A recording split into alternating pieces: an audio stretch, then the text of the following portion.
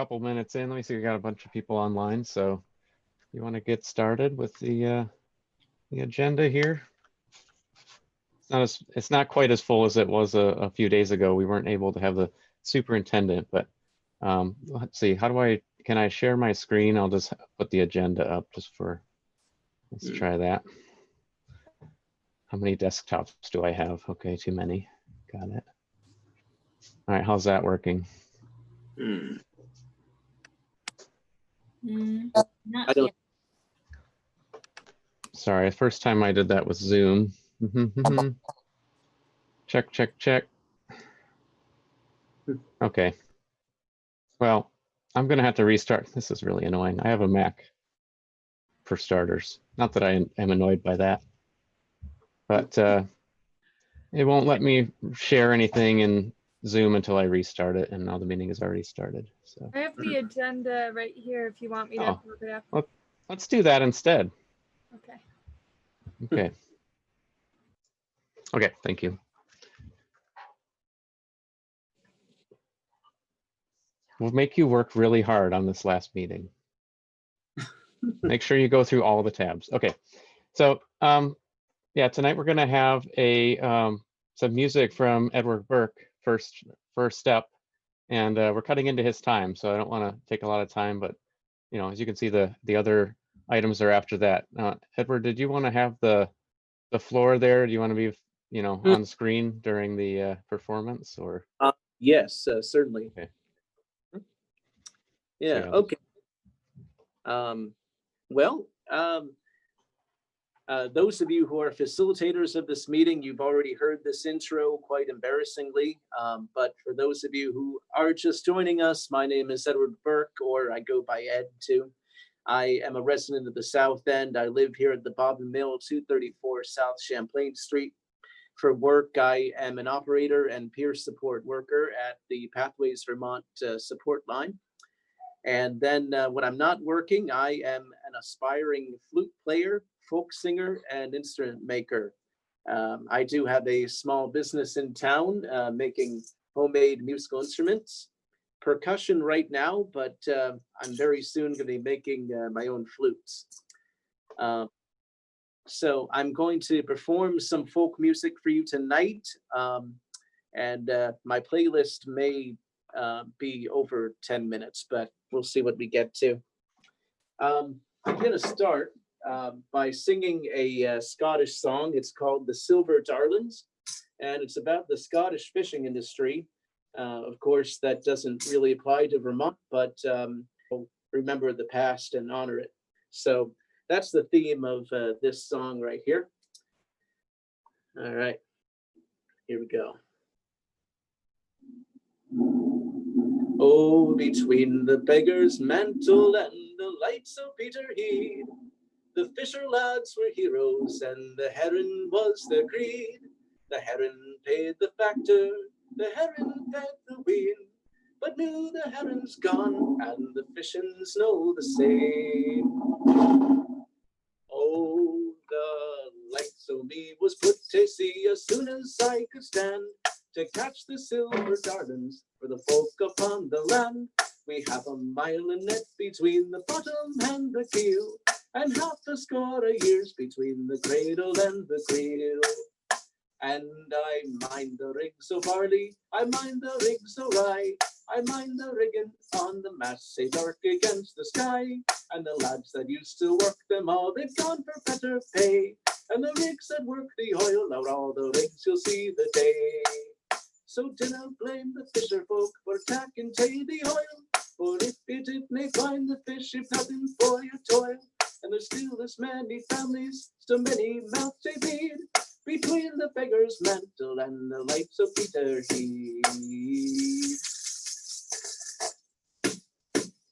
All right, so the Silver Darlings. And now, an instrumental from Scotland. This is an old Scots Gaelic song called Canaan nan Gael, the language of the Gael. And again, it is in my theme of remembering and honoring the past. The lyrics of this song talk about the decline of the Gaelic language, but a few pockets of it still exist in the west of Scotland and also in the Canadian Maritimes. So here we go, Canaan non Gael.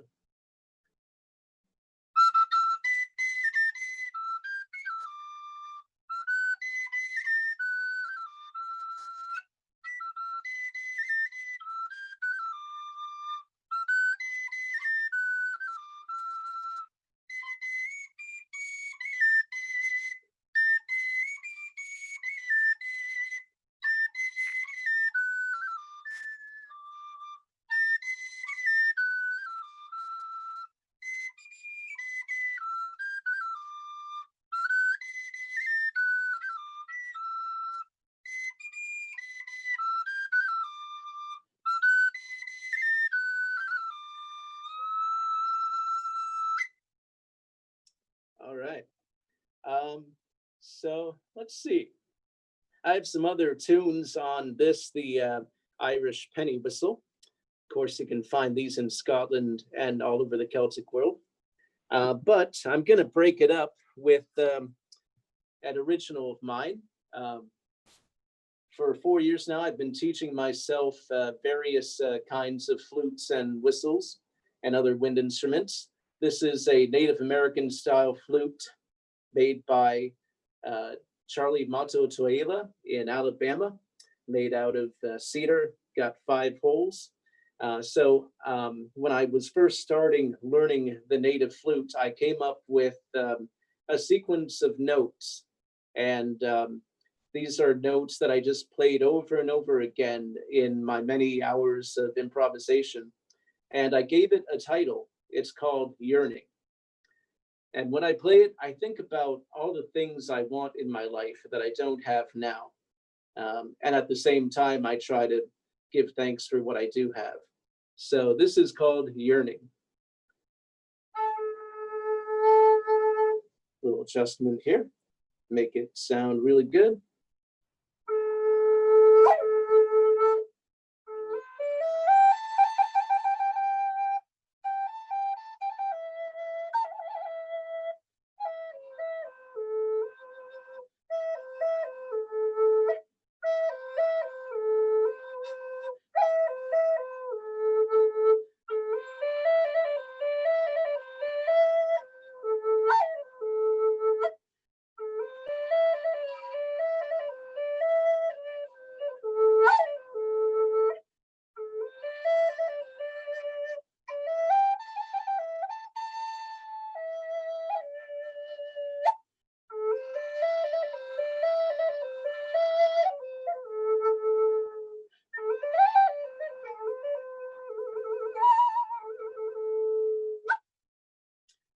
All right, then. I think I have enough time to play you 2 more short pieces on the penny whistle. These 2 are Irish. First, I'm going to play the Orange and the Green, and then the Star of the County Down.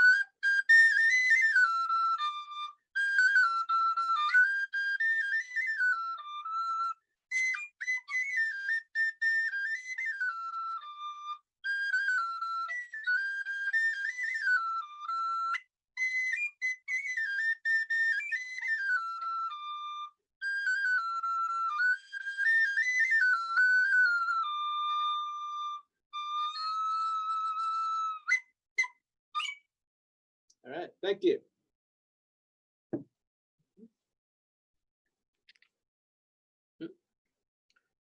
Gallery view.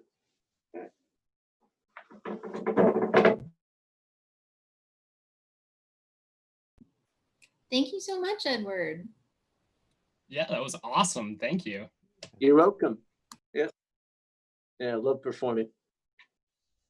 Took an awkwardly long time to unmute myself. Thank you. Yeah. Really enjoyed that. Yeah, cool. I believe this is the first NPA meeting I've ever attended since moving to Burlington. We're glad to have you. I'm glad it's a fun introduction, and I hope that you'll become a regular with us. Yeah. Oh yeah, I'm planning on it. Great. Mission accomplished. All right, cool. So usually up front, we've had also our public forum portion of the meeting for the next, well, we'll see how long it goes, but we set aside 15 minutes for that. So let's see. Sydney is really working hard for us today. See if we have anyone that has raised their hand that would like to speak. Marcy has raised her hand. Okay, sure. Let's hear from Marcy. How do you say your last name? Actually, it's Andy, and Aha. I just wanted to say that I just wanted to be sure that I could speak, especially. Oh, you just rebooted him. That's okay. He got Sorry, I promoted. made Andy a panelist. Do you think he'll start over? Andy, where'd you go? Oh, He'll be back. It just I'm takes. here. Start my video. Sorry, Andy.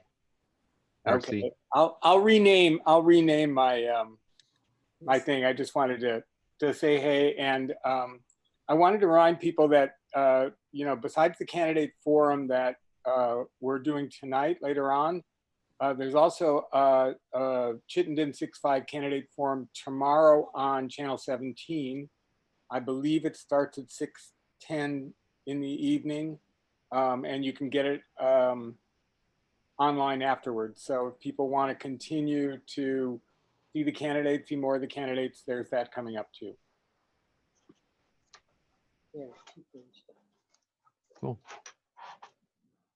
All right. Thanks, Andy.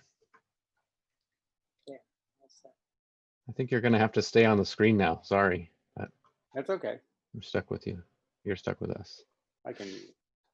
Let's see if I don't think anyone else had raised their hand in the Zoom meeting, and we don't have anyone even calling in today. I don't think so. It looks like Oh, Susan. oh, here we go. I'll let Jillian do it. there you go. Jillian's going to run the IT. Nice. But I don't see my picture. I'm sort of puzzled about that. Ah, Spencer Smith. Yeah, Hello. you can go ahead, Susan. Okay, I just don't see. Is it only the steering committee that's on? Is that it? Yeah, it won't show attendees. Okay, all right, that's fine.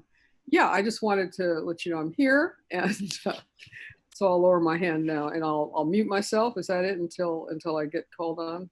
You are called on currently. Okay. Yeah. I'm looking forward to the presentations for the candidates and whatever else happens. And thanks for Great. doing this. Thank you. Everybody obviously worked to get this organized. Sydney's doing all the work. No, Jillian's taking over a little bit too, though. Nice. Thank you. All right. This another moment. I know it's kind of awkward for people to have to click on things and figure out which thing raises the hand. It's the bottom, I think, of the screen when you're in the usual mode as an attendee. I have something I wanted to ask. Okay.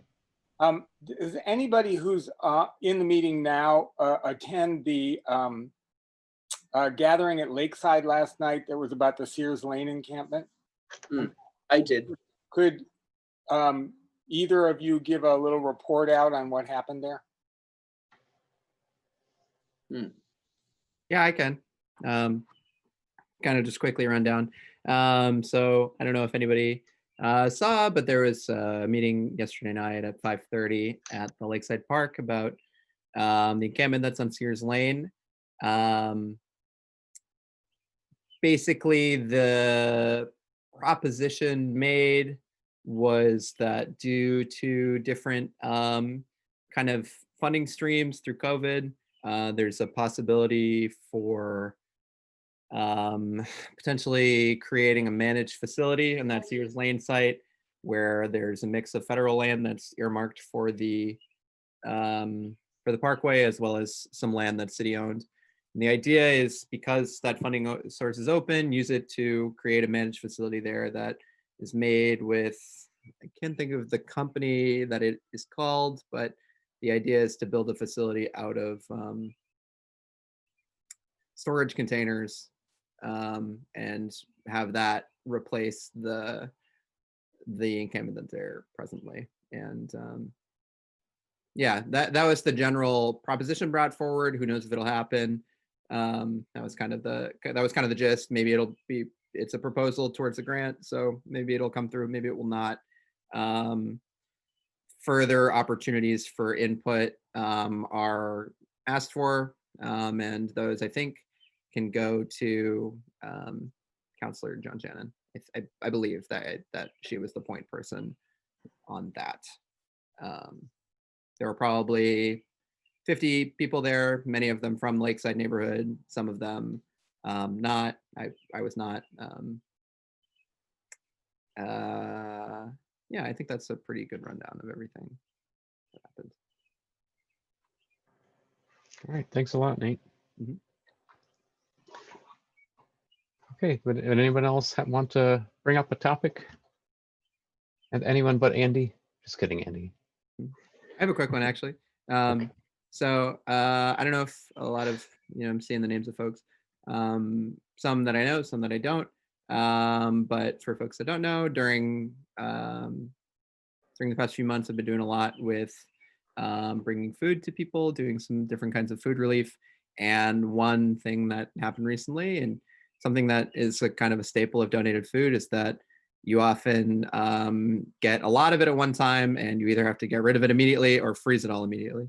And yesterday I had the opportunity to kind of combine things where some pie crust that I had frozen for a while mixed very well with a lot of far too many bananas that we got.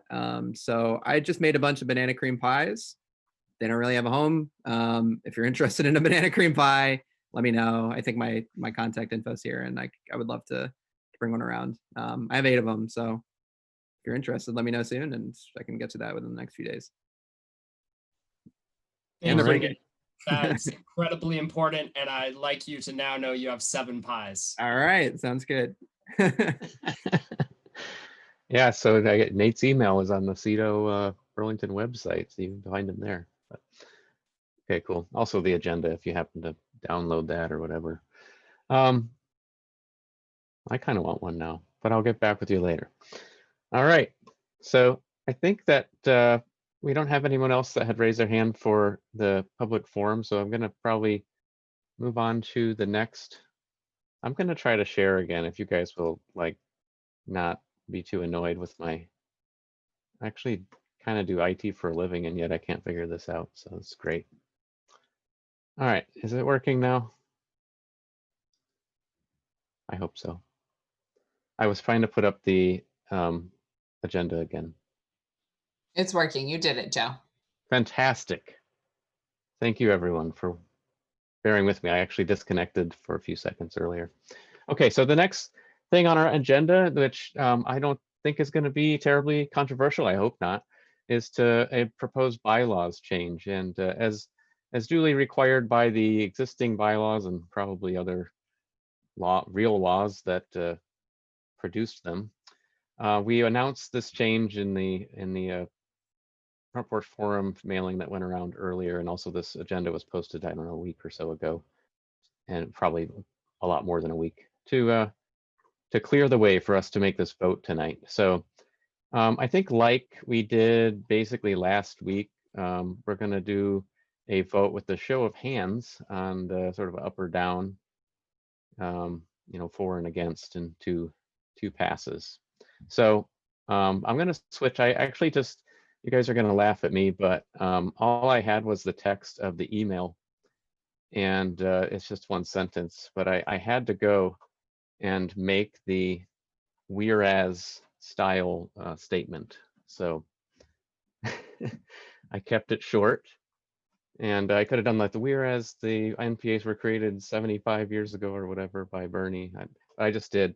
Whereas we have had 9 community members step forward and were approved during our June meeting to serve.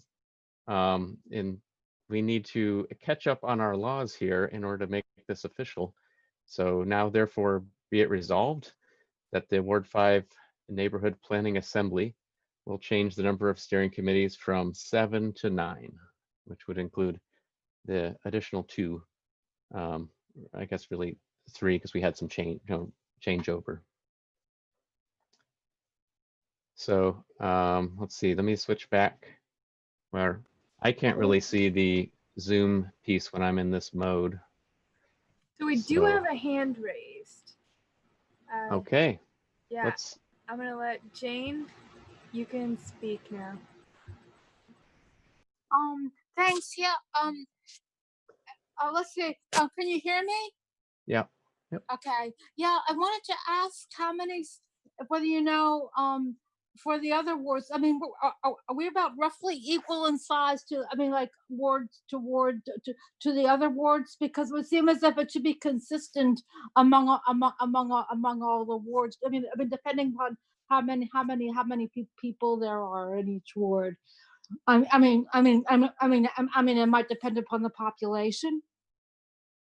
Well, I don't know that it does necessarily track with like a representative government population wise, but I believe that there was a couple of wards that had more members than 7 when we had looked at this, I don't know, a year and a half ago when we were considering bylaw, more extensive bylaw changes at the time. So we weren't like well over the mark, but yeah, I think there's a mix of, roughly from, 5 to perhaps 9. I don't know that there's more than that.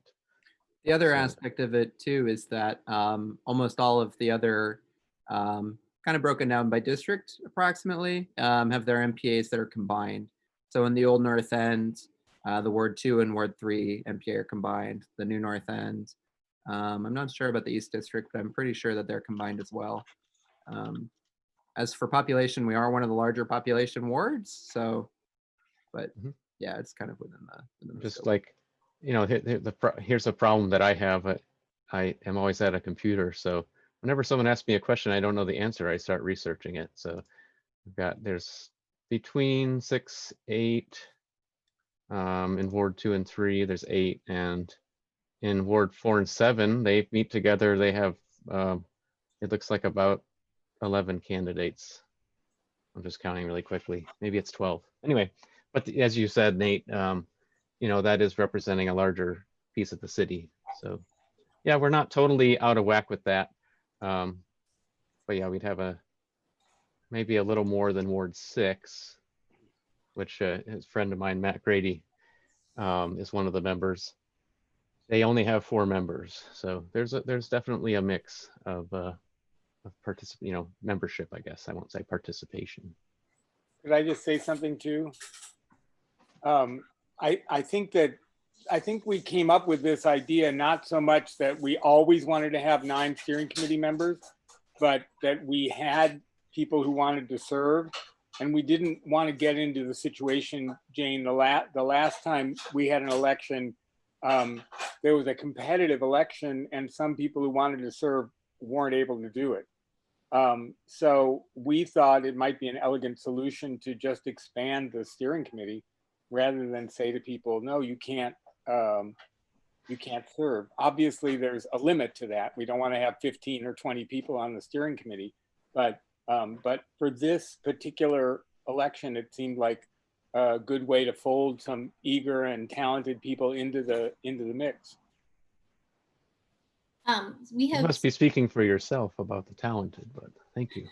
we have Susan wanting to make a comment. I'm going to allow you to talk, Susan. Oh, There you thank go. Thanks. Yeah. It's really awkward doing this to have a discussion and so on.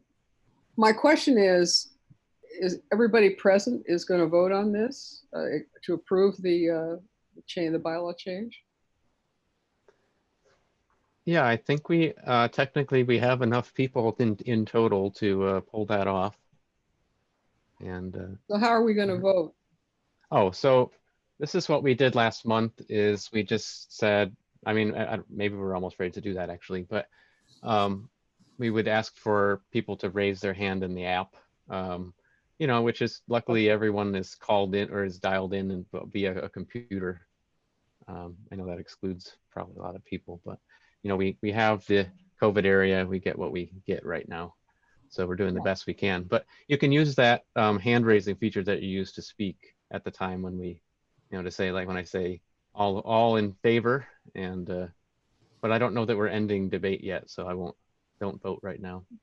And then, you know, all against. So Thanks. does that make sense? Okay, cool. All right. Again, I'm sorry to Jillian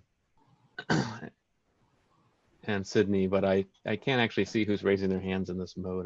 There are I'll have to no figure that out at hands some point. currently raised. Okay. All right. Well, then I guess we are ready to put this to a vote then. And, you know, could, let's see, who's taking minutes again? I think it. Yep, Lucia's doing that. Yeah, Lucia's still on. Yep. If you could, if you're able to see that, if you could count those up and you could be our official election coordinator. I don't know. Okay, great. So, you know, again, as proposed, I have it on the screen. Hopefully you're able to see that. We'd like to increase the number of steering committee members by 2 from 7 to 9. I'd like to, you can see a show of the electronic hands for in favor. All right. Oh, actually, I'm getting a bunch of notifications. That's hilarious. Okay. I think I see 8 hands in favor. So are there any opposed? It's, how long should I wait? 10 minutes? Just kidding. It doesn't looks like the resolution is going to pass. I didn't vote myself, honestly. I would have voted for it, but that would be it's a conflict of interest because I'm voting myself in basically. So, okay, excellent. Thank you very much for participating in our election process here, or whatever the official name of it is. So I think we're ready to move on now to the next item, which is, let's see, we're having the candidate forum. I'm sorry, I thought there was another item. So actually, Nate, with his relevant experience in this area, has kindly offered to propose the questions and so forth and introduce our candidates for the candidate forum. And I guess if I can ask, if anybody is a candidate and their name in Zoom does not appear as your name as we would know it as a candidate, if you can raise your hand, because I feel like I'm only seeing one candidate other than Scott. Is that correct? How are we on time? Are we like about right time? I We're see Jesse. a couple of 5 minutes Jesse. late.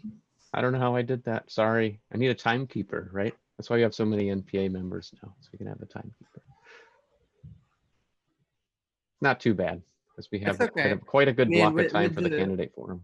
With the few extra minutes while we wait for the rest of the candidates to come, we can, you know, wait a couple extra minutes past that 7:35, but not too many, hopefully. I think it's good to talk a little bit about how we came up with these questions. So obviously, it's a little bit tough to, you know, kind of do some direct one-on-one things where we might want to, you know, say have audience participation and in doing so and proposing questions. So something that we thought of as a steering committee, and we kind of are using it as a little bit of a test trial for, you know, hopefully more things to come in the future. Through Front Porch Forum, we reached out to folks, provided a Google form where anybody could propose whatever question they might have been interested in hearing from the candidates. And we did a little bit of skimming through those, seeing kind of what questions matched together. And then we kind of ended up with a list of about 10 questions or so that were given to the candidates, I would say, a little more than a week ago, and they've had time to prepare answers for all of those questions, as I'm sure they already had prepared answers for them anyways, but through the specific lens of, what we're trying to ask tonight. So out of that, we're only going to be able to, just because of the timing and the dynamics of how many folks are running for the seat, we're only going to be able to ask a few questions, most likely 2 to 3, with an opening statement and a quick closing pitch of social media, website, tag, real quick, just saying your last information. Hey, I just wanted to point out that point of business, not a big deal, but I was incorrect about the time. We were actually running a few minutes ahead, and you probably realized that. So no judgment on any of the candidates that showed up just a minute or two before they needed to speak. It seems like our attendee numbers have been bolstered in the last couple of minutes. So there's still hope. Something that I was somewhat alluding to, and we can keep talking about it just to fill the space, was that we were trying to do a little bit of outreach during this process to, get feedback in what we wanted to hear in this forum. And I think that that's something that is always kind of a part of any sort of neighborhood group, and this one in particular, where, we're always trying to expand how we're going to be reaching out to people and making sure that voices are heard whenever possible. So Google Forum was good. It got us some results, but as many of these methods have, they also have shortcomings and certain people that they won't reach. With Front Porch Forum, that selects a certain group, and that is what it is. But we're always learning and always trying to do better. So over the next few months, I hope that we'll continue doing that outreach, and we'll continue. You'll continue seeing little things from us saying, hello, we'd like to know how we can do better. And that was just one example. And we'd always love to hear feedback. You can talk to any of us on the board about, some thoughts that you may have on how to reach different populations, how to reach, hard to reach populations, how to, continue expanding the group of people that are, here, not tonight, but here on many future nights, just like tonight. Nights just like tonight. Sounds like a scary story. But it's good. So we're getting closer to that 7:35. If there are any other candidates who we have not. Gabrielle and Annie.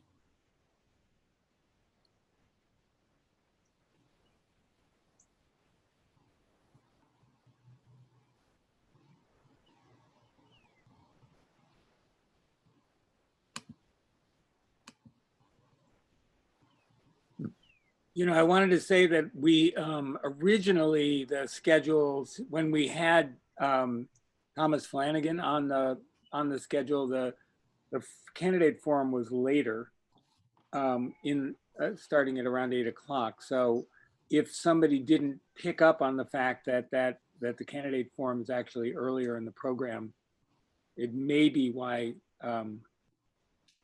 Annie and Gabrielle aren't here. I'm not sure.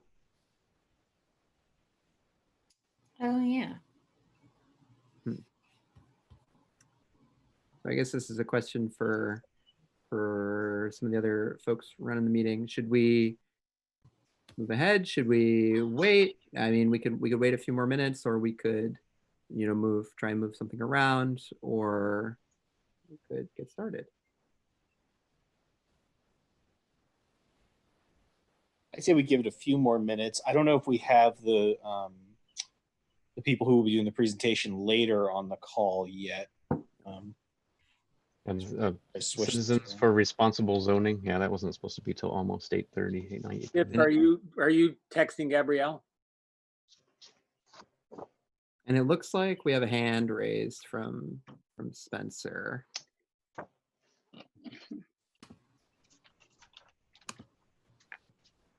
I noticed that Tiffany was trying to speak, but we couldn't hear anything she said, so I'm not sure. Somebody needs to be alert to that. I unmuted myself. You're better than I was a few minutes ago, so good job. Do we have only 2 candidates here? Is that what I'm seeing? 3. 3. Who's the third one? Who's? Scott and Jesse. And I just texted Annie as well. There's Jesse. Okay, where's Scott? Scott has his video turned off. There he is. Okay, all right. Make sure that when you're voting, you turn your ballot over because that's where these 5 candidates are.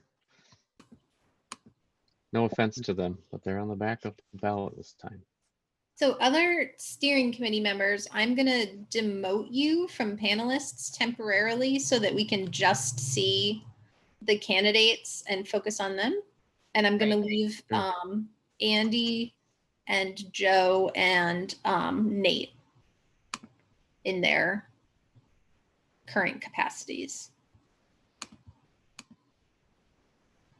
When we get started, I'm appointed timer, so I have a 1 minute sign, which seems to be backwards. Is it back forwards in your thing? Yeah, that's good. And a time. And if candidates want it, I also have 30 seconds. So if you really want that fine-grained timing, I could do that, but maybe just 1 minute in time. Sydney, it looks like I can't actually demote them because they're co-hosts. Okay, I'll play around with that. Thank you. Who would stay on, just so I know? Andy, Nate, and Joe. Okay. And then the Scott, Jesse, and Tiff. And Annie just texted me back and said she's heading to her apartment now since she thought it was 8. So I don't know how much longer she'll be, but. I think so that's the case for Gabrielle as well. That she thinks it's still at 8. And yeah. So we could, well, we have a hand raised from Jen Decker, and I can allow them to, or her to talk, and then we can maybe get started with opening statements. And that once everybody kind of gets talking, that'll kind of get us more towards that 8 o'clock time. But I will allow Jen to speak.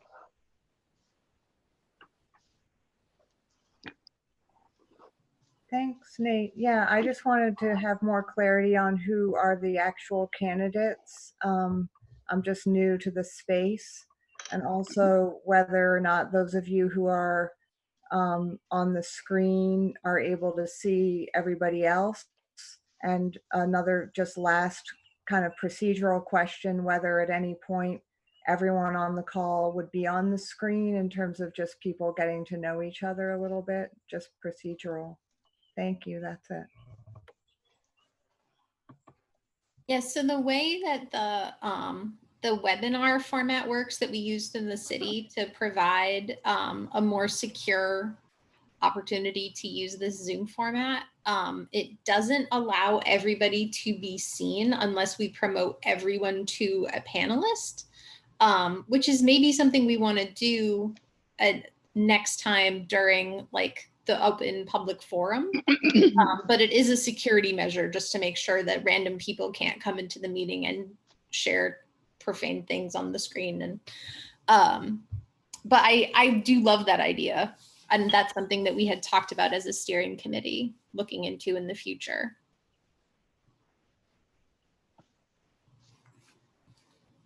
Looks like we have a hand from Spencer again, and I can allow Spencer to talk. Thank you. I just want to say it's only 7:40. If people think it's 8 o'clock, I think it's a mistake for us to start having the candidate forums. I mean, everybody should be here to hear each other. That's my thinking. Okay.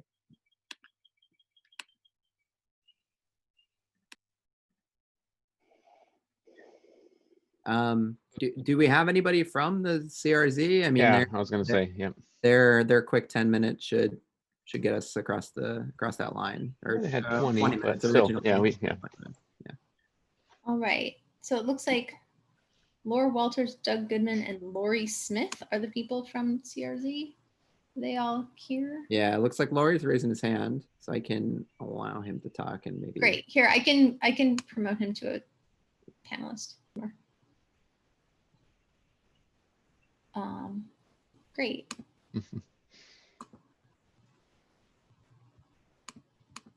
Good evening, everybody. So I'm just touching base to let you know that Doug Goodman and Laura Waters are not on yet. They were looked at the agenda and we saw we weren't supposed to be on until 8:25. So I know Doug is eating dinner. And we'd love to jump ahead, but I'm not sure how to coordinate this because I'm the only one that's on and I'm just doing a tiny bit of the presentation.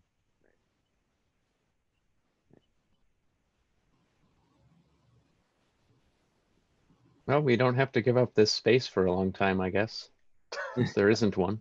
Right. Not a space to get kicked out of. I don't want to end up with a crunch for time at the end because there's this void here, but I don't know what to do because we were ready to be on at 8:25. Right.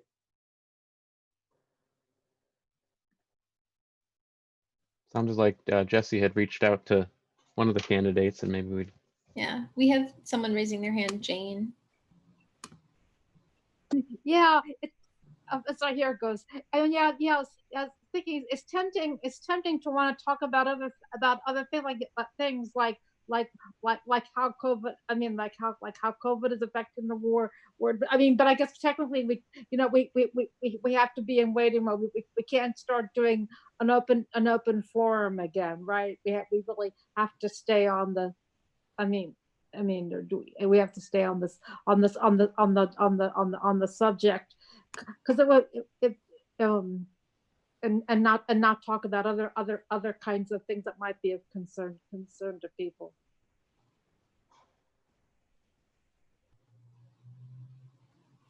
Does anyone else have thoughts on how we should be using this time and if a public forum would be appropriate?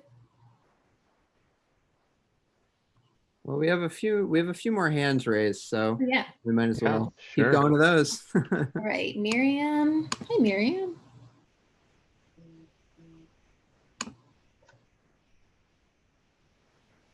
Can you hear me?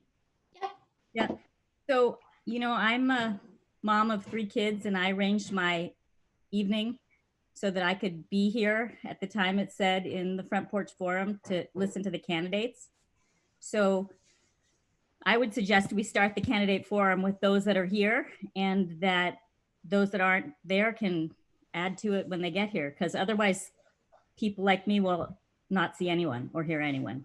Yeah. Yeah. I think that's the way to move forward. This is Shearston on the steering committee. I think that we did, I'm not sure where the communication fell apart there, but I was under the impression that we did let candidates know the changed time. So I agree. I think we might as well go forward, unfortunately, with that, the timing that was warned. And this is Lucia also with the steering committee. And I just want to say thank you to Jesse and Tiff and Scott for being here and prepared and ready to go. So thanks for your patience as we get ourselves organized, and we look forward to hearing from everyone. Good. We have a few more raised hands. Do we want to go through those before we jump in? As long as no one else raises their hand, right? No. Yeah, sure. I can't actually tell them I'm not in the right mode or whatever. Thank you. Magda? Yes, I just wanted to echo what was said earlier and was wondering why we couldn't move with the candidate discussions. So I'm in favor of that. Yeah. Thank you. Just being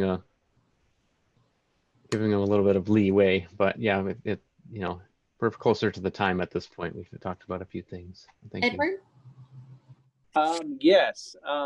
Well, for the past few minutes, I haven't been able to see myself or do any of the usual controls Zoom participants have, but that's a lesser point.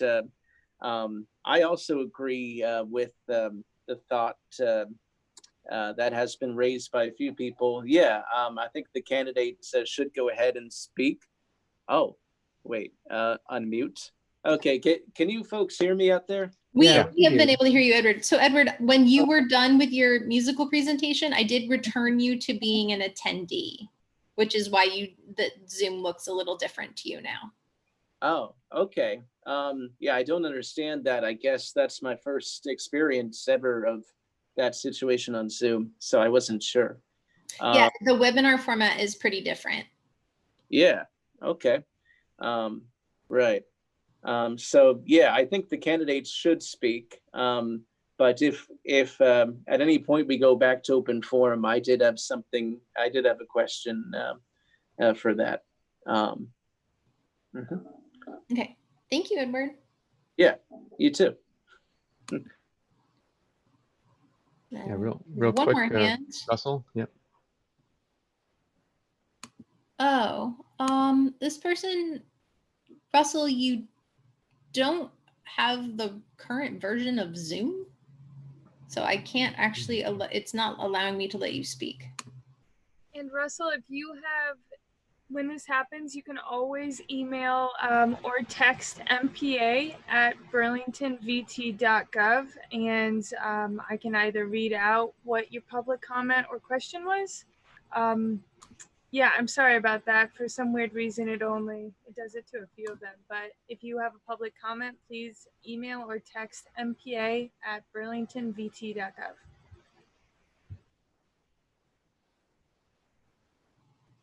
All right, with that, I guess sorry about let's that. get our candidate forum started. Thank you everybody for coming today, and both candidates and folks that are just joining the call.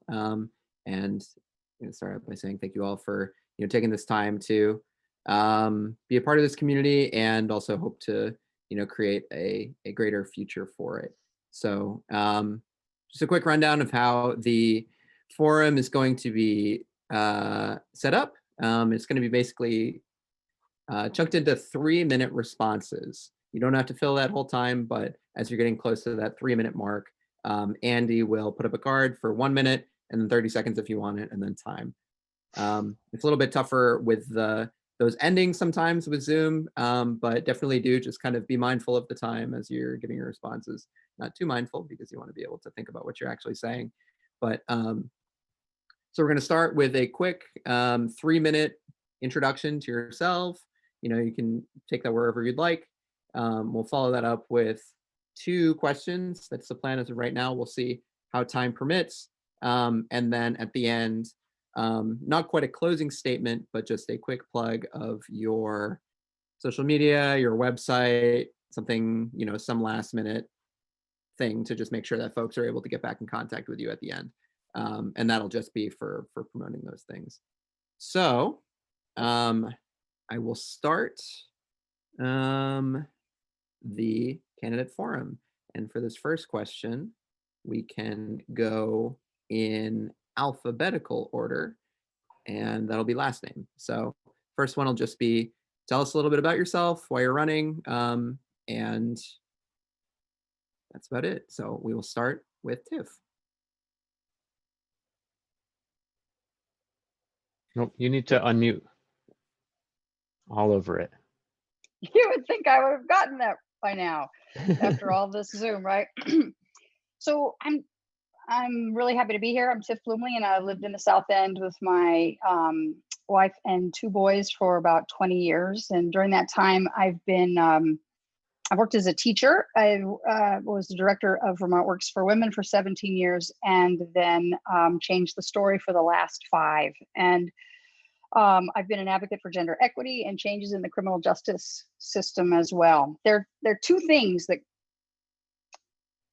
really have animated my work throughout. First, my inherent belief that every one of us has gifts and talents to share with the world. And second, that the knowledge that too few of us actually have the opportunity to discover those or use them. And I think that in Vermont, we are failing to make the most of our talent and potential. We're small and we're aging with looming labor shortages. And yes, we need to be able to import more folks to the state, but we also need to nurture every drop of talent that is already here. And we're not when 47% of high school boys go to college. That's the lowest rate in New England. Not when 1/3 of Vermonters who work full time earn less than a livable wage. Not when 16% of women who are just living with disabilities and enjoy full-time employment. And not when nearly 1/4 of the people who are housed in jails in or prisons in Vermont are being held pre-trial, removed from their families and their work. These are really disturbing statistics, and not just because of what they reflect about the lives of many Vermonters, but also about what they signal about our shared future. And that's really why, after so many years as an advocate, I'm running for the legislature. Because if the last 4 months have taught us anything, it is that healthcare coverage that is tied to employment it makes too many of us vulnerable in an economic downturn. That affordable childcare is critical, and not just to the ability of parents to work, but to our economic system as a whole. And that there's an inherent problem and a moral issue in calling a worker essential, but paying them a minimum wage without benefits.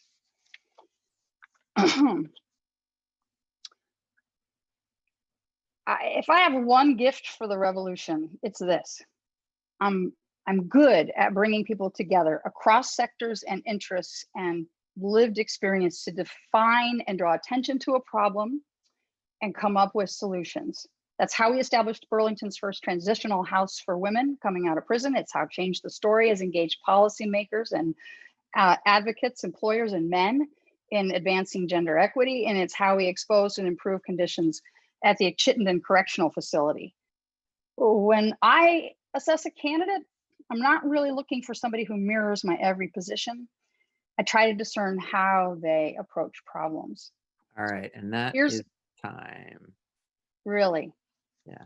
Okay. All right. So continuing on with the last names. Next up will be Scott Pavick with your opening. So thanks for coming, Scott. Yeah, thanks for having me. I didn't skip this NPA meeting. I would have been here anyway, but it's good to see everyone tonight.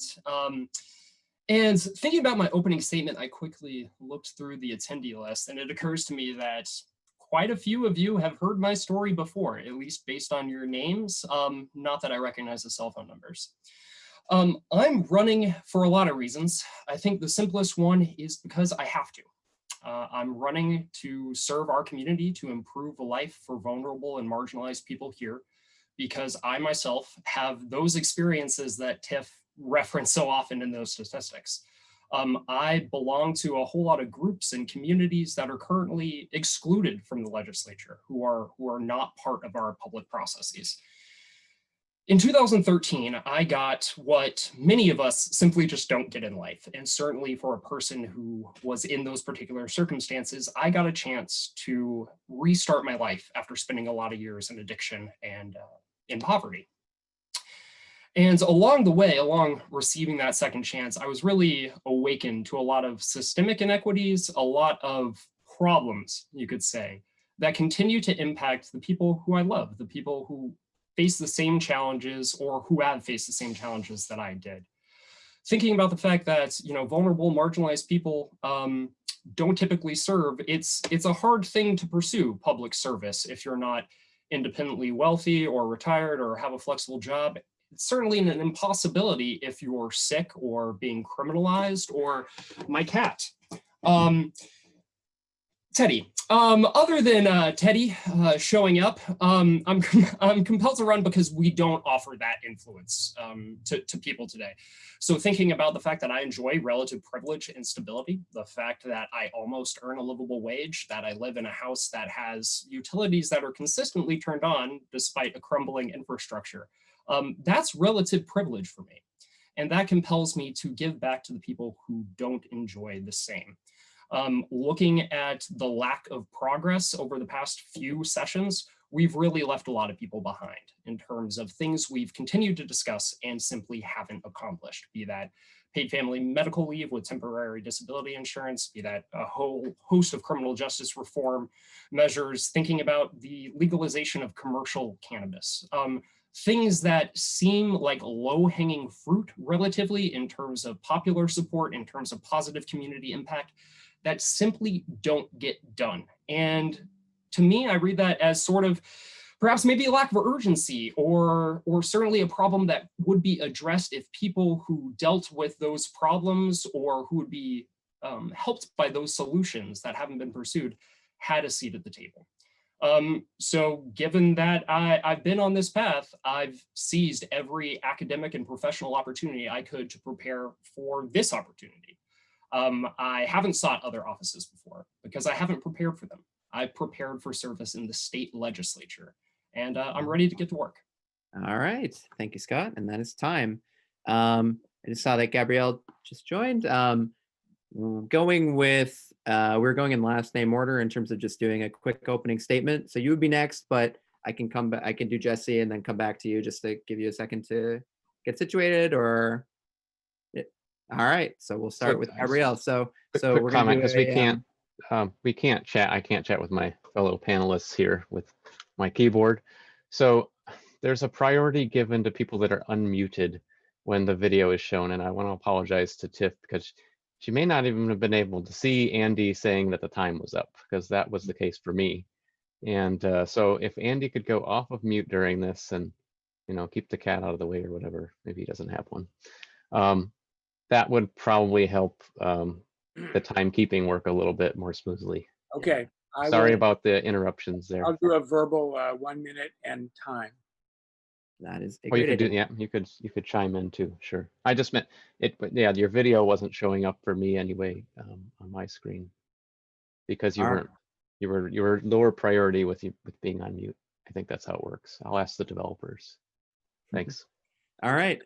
So Gabrielle, so start with just a 3-minute intro and yeah, just follow for Andy for time. Great. Well, thanks so much. My name is Gabrielle Stebbins, and I am running for state rep, and I really appreciate you all hosting this. Okay. Sorry about that. I live here in Burlington, Vermont, in Five Sisters with my 3-year-old and my 10-year-old and my husband. And I also have 2 80-year-old parents, so I'm fully living that squeeze of fully understanding both childcare as well as education, as well as elder care and affordability and healthcare issues. In terms of experience, I've done a broad variety of things. I've worked on human rights in South Africa. I've restored rivers in Massachusetts. I've been a park ranger. I worked at a low-income women's health clinic. For the last 20 years, I've really focused on clean energy and environmental management. And the reason for that is because everything I care about, if it's social injustice, if it's affordability, if it's water quality, if it's you know, the fact that where do we put the poorest people in mobile homes? Right along the rivers, which end up flooding. Pretty much everything I care about, immigration issues, food scarcity, everything gets better. I mean, sorry, worse with climate change. And so by focusing on clean energy issues, I have tried to make an impact in many, many areas. In the last 12 years in particular, first of all, it's been a real pleasure to be the commissioner, the chair of the Burlington Electric Commission for the last 4 years and on the commission for 6 years. But 2 of the things that I've done over the last 12 years, having led Renewable Energy Vermont, which is the state trade association for renewable energy technologies here in Vermont, part of that meant that both I ran a nonprofit and I managed budgets and people and all of that, but I also worked for 5 years in the State House. And so I really do understand how you start, not in January, but in August, bringing stakeholders together, bringing the experts together, bringing the people who are going to be most impacted together to say, okay, if we want to make a difference in terms of criminal justice reform, if we want to make a difference in terms of law enforcement issues, if we want to remove the stigma associated with mental health so that we can really make a difference on everything else that is triggered by mental health, if it's homelessness, or if it's child abuse, or if it's addiction issues. If we want to make a difference on that, how do we come together and work together? Part of the reason why I think I'm particularly ready to run in January is because of this experience of the last 5 years, but also because of just my overall life experience. I have a 3-year-old who was pretty much stone deaf for a year. So I definitely, because of too much fluid buildup, I know the importance of advocacy and of never letting up and never letting go. And frankly, there are probably less than 10 people in the entire State House with a toddler, let alone anyone under 10. I want to say one last thing, which is part of the reason why I've worked in clean energy is because there is hope. We can think differently, and we can both re-envision and be pragmatic. Right now, we send out $1.5 billion a year from Vermont out of the state to basically pay for heating and cooling and also driving our cars. If we take that 1.5 billion, we can train thousands of Vermonters in clean energy jobs that can't be outsourced, that are livable wage, and we make a difference in climate, in comfort, in keeping dollars local. And thanks so much. Visit stebbins4vt.com. All right. Thank you, Gabrielle. And we will keep moving on. And I believe it is now Jesse's turn. So Jesse, quick introduction, 3 minutes on you. All right. Thank you, Nate. Thank you, Andy. Thank you, everybody on this NPA and on this panel tonight. You know, it is really, the NPAs are such an awesome Vermont institution, and the fact that we start these with music, and all can come together like this, even through COVID, it's really awesome. So thank you, all of you who did the work. You also, I think, by the way, came up with really great questions. The community and you guys who crowdsourced that. So thank you. And I am really, I really am honored to be on this panel with these other awesome candidates, great candidates who I have so much respect for, and who have done such great work. So it's what I hear when I'm talking to people about this race is everyone's such an awesome candidate, such a great candidate, and I agree with that sentiment, I have to say. I hope you'll end up voting for me. So yeah, my name is Jesse Warren. I live on Hayward Street in Five Sisters, just down the street from Tiff and Gabrielle. It's a busy street for politics these days, and I run an organization I founded called Democracy Creative, which is based out of the soda plant on Pine Street. And that's really the culmination of what has been my professional work and path for the past 10 years, which has really been going back and forth between at the intersection of government and policy and creativity. And, you know, I talk about that a lot because since the day I was ever conscious of politics and political issues and the big issues that I lived through as a kid, we moved around a lot across the country. Money was always a huge issue. I have student loans. My brother and sister, or my brother's about to have student loans, have huge student loans. Much of my family has gone without healthcare for a lot of our time. And so, you know, I'm affected by these issues as well. But since I've been aware of these things, 1 minute left? Okay, wow. Since I've been aware of these things, I've always had this very, very fundamental belief, which is that part of the way we're going to make progress on the big issues that we've been talking about, that everyone has been mentioning, is through bringing more creativity into politics and into government. And when I say creativity, what I mean by that is the way we both come up with the vision of the kind of world we want to build and share that vision with others so that we can develop a collective sort of consensus and actually build the movement and the momentum to move forward. And I like the way Tiff put it, which she said her gift to the movement. And I think that's a really good way of putting it. And I think that little idea is sort of, I guess I would say, my gift to the movement, something that the reason I'm running and the reason, I hope we can talk more about that later. Thanks, guys. Awesome. Thank you, Jesse. And I see that we have Annie as well. Annie, thanks for coming. I don't know if you heard before, but just a quick 3-minute introduction on your candidacy and why you're running and all that. Okay, thank you. Sorry, I had trouble accessing the link. My name's Annie Woland, and I'm running as a Democrat for Chittenden 6-5. I've lived in Burlington since 2009, and I consider this my home.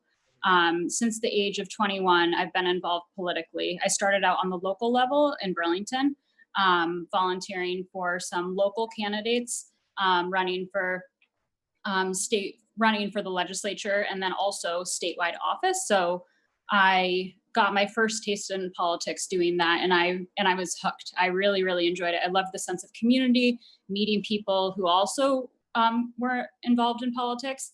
And then in addition to that, I fast forward to 2016, I became the lead of Burlington's Fight for 15 because I was aware that in 2017, they were going to introduce a minimum wage bill for $15 an hour.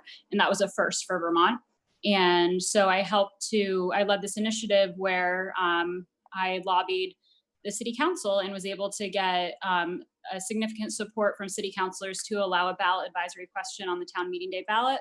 That passed very successfully, with Burlington voters voting in support of, with 75% of Burlington voters voting in support of raising the statewide minimum wage. And so that's my local experience politically. And then in terms of my statewide experience in 2018, I was at the legislature multiple times a week to make sure that that $15 an hour minimum wage bill was advanced. It was passed by both the House and Senate, and then obviously was vetoed. But thank God they were able to override the governor's veto this year. And then, so that's my state experience. And then on the federal level, I've also worked for Senator Bernie Sanders. And I'm a young woman myself. I think that it's incredibly important for young women to be involved politically, women too, and men, but especially you don't see young women getting involved. And I think that's for a reason. They don't feel included. They don't feel like their voice would count. And I think that I thought this was a perfect opportunity with my almost 10 years of political experience to throw my name in the ring. And I'm also a social worker. I worked for Howard Center for 5 years. I've done a lot of direct service work. And I truly believe that it's important that my direct service work is just as important as somebody being the executive director of an organization. I feel like rather than me telling them what's going to happen, I actually ask them, what do you want to happen?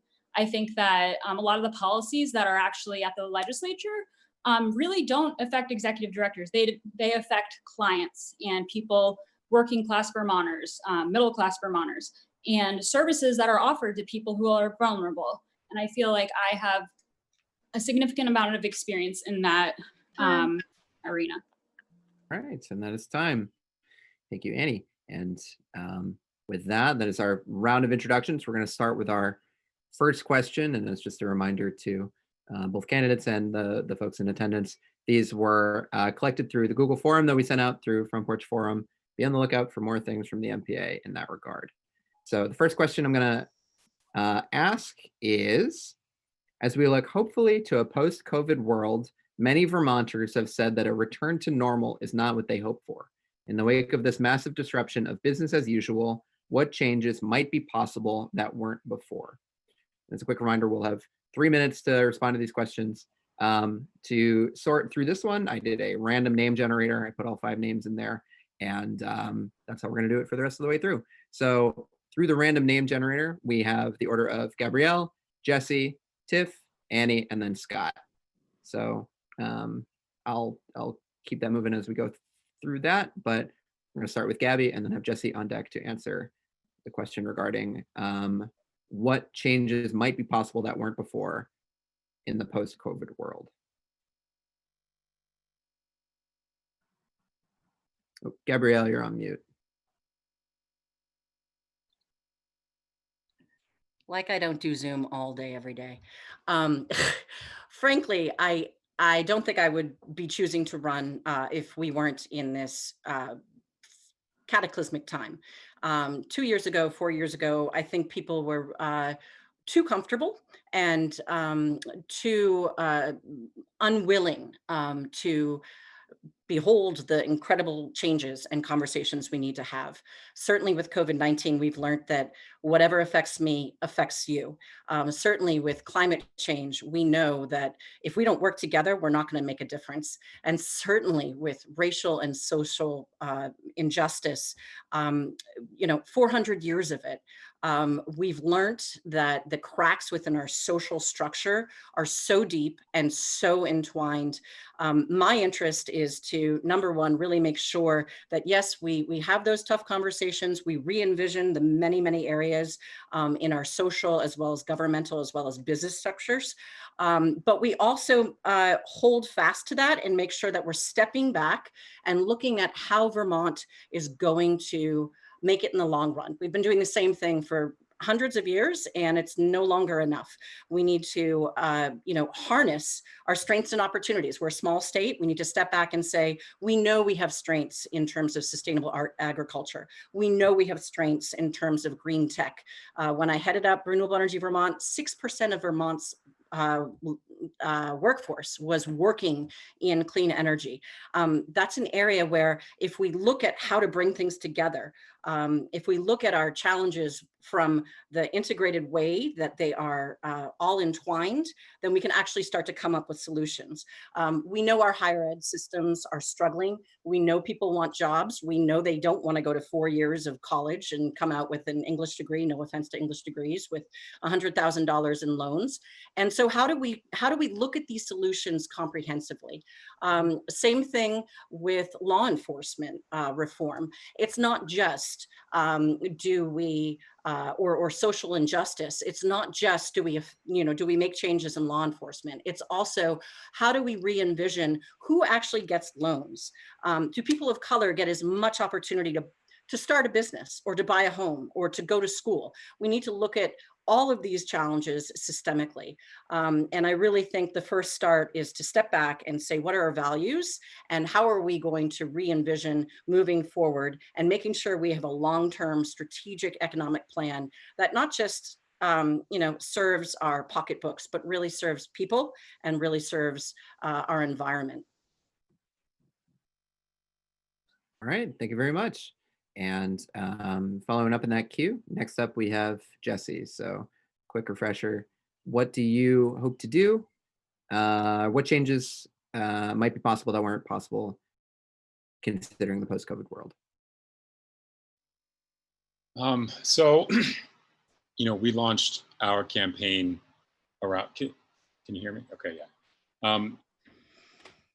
Our campaign was launched around the idea, the core message of it is possible.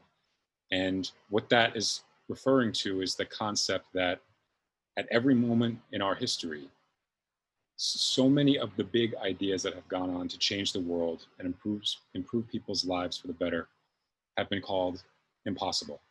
And I'm talking about things like the abolition of slavery, women's suffrage, Social Security and Medicare, desegregation, whatever you want to bring up. There have been voices out there who've said we couldn't do it. It was too radical. It was impossible. And so what I think has happened now in COVID is the fact that the world has changed pretty much overnight has really loosened so many people's minds to the concept of what kind of change actually is possible to create right now. And so to answer the question, what changes might be possible that weren't before, I really think the answer to that is everything. It's everything. And I think this is a moment that we have to recognize is a moment in which more change is possible than might be possible at any other moment in our lifetimes. And I think it's really important we take that understanding to the State House and to every level of government. I think there are a lot of leaders everywhere who are recognizing that, and we have to recognize that. And I think we really need to take advantage of this moment in which again, people's minds, people are recognizing that so much is possible to change, and make the progress that we need to make on issues like making sure that people have universal health care and that it's not tied to employment. A Green Mountain New Deal, which will both help us shift to a green economy away from fossil fuels while investing in our economy, lifting up Vermonters of color. These are all the kinds of things we can be doing right now. And I think we need to think big right now. We have to think big. We have to think bold. We have to be getting to the root of the structural problems we're dealing with, because this is, I really think, the best opportunity we're going to get in our lifetimes. All right, thank you very much. And next up, we have Tiff with the question, what changes might be possible that weren't before in the post-COVID world?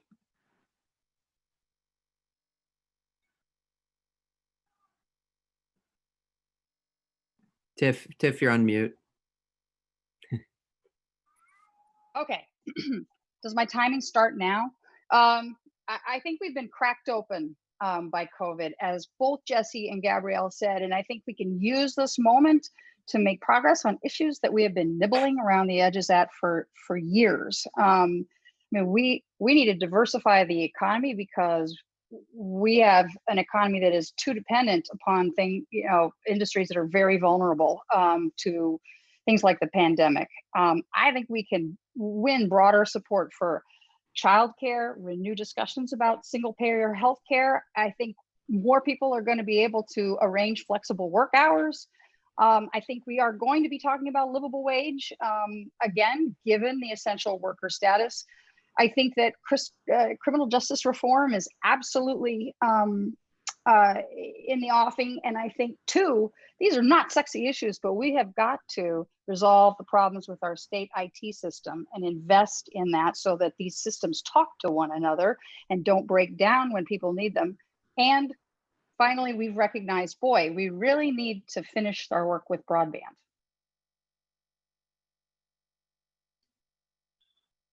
All right, thank you very much. You have a minute if you want it. Yeah, would you like any more time, or? I think I've said what I really need to say. Thanks. All right, perfect. I just muted myself right as I started talking. Next up, we have Annie to the question of what changes might be possible that weren't before in the post-COVID world. Thank you. I think a lot of changes. I do agree with all three who spoke already that things that we haven't maybe even had the courage to work on yet or haven't prioritized, we absolutely need to prioritize now. Things such as police reform. I feel like this has been an issue that has just been going on for pretty much my entire adulthood that I can remember. And I'm sure well before that too, honestly, before I started reading the news. And I think that some police officers do an excellent job. And I think some police officers do not do an excellent job, and they target minorities and people of color and do that honestly on a repeated basis because they believe that there's going to be no repercussions for them. And that's what history has shown. And I feel like I do commend the legislature recently for passing that bill that I believe the governor signed, which bans chokeholds in Vermont, as well as mandates body cameras. And that is a great first step. I feel like in terms of racial justice, we need to visit that not just every biennium, but every year. So it's 2 years in a biennium. So this needs to be reevaluated every single year. Racial justice reform and issues are never going to go away unless we treat them as a top priority, and including police reform. I also believe that the COVID pandemic really highlighted how many people, lack health insurance, and also the importance of health insurance, and what that we need to move to a Medicare for all system or a single payer system that is much more affordable than what we are doing now, which I'm positive we can get to that point. I also, as a social worker, I'm very for mental health services. And I feel like that goes hand in hand with police reform as well as racial justice reform. I feel like police officers aren't trained in mental health as much as they should be. And I also feel like if they were trained in something simple like de-escalation, there wouldn't be as much police brutality. I also believe in free college tuition. I feel like we really need to have free college tuition at Vermont colleges, and then hopefully we can extend that to out-of-state students. But we definitely need to extend that to all Vermont colleges, state schools, as well as like UVM. And other schools as well. I am almost $100,000 in debt as a young person, and I know I'm not the only person, but that's the reality of the situation. And thank God I my monthly bill is not too much, but there are students who are paying, recent graduates who are paying, you know, $600 a month or $1,000 just for their student debt. And I'm very interested in food insecurity. I feel like that has been significantly highlighted during this pandemic. I just feel like we really need to provide more funding to Vermont food banks, as well as increase 3 Squares Vermont benefits. Thank you. All right. And thank you, Annie. Our next person up is Scott. So Scott, question same as the past. What changes might be possible that weren't before in the post-COVID world? So my answer here is none. No changes are newly possible. Everything that we are considering doing, all these great ideas that we've been talking about, for the most part, were feasible 5, 6, 7, maybe 10 years ago, depending on the example that you pull out. And I also want to maybe center this question a little bit, or pull it back a little bit when we're talking about hopefully.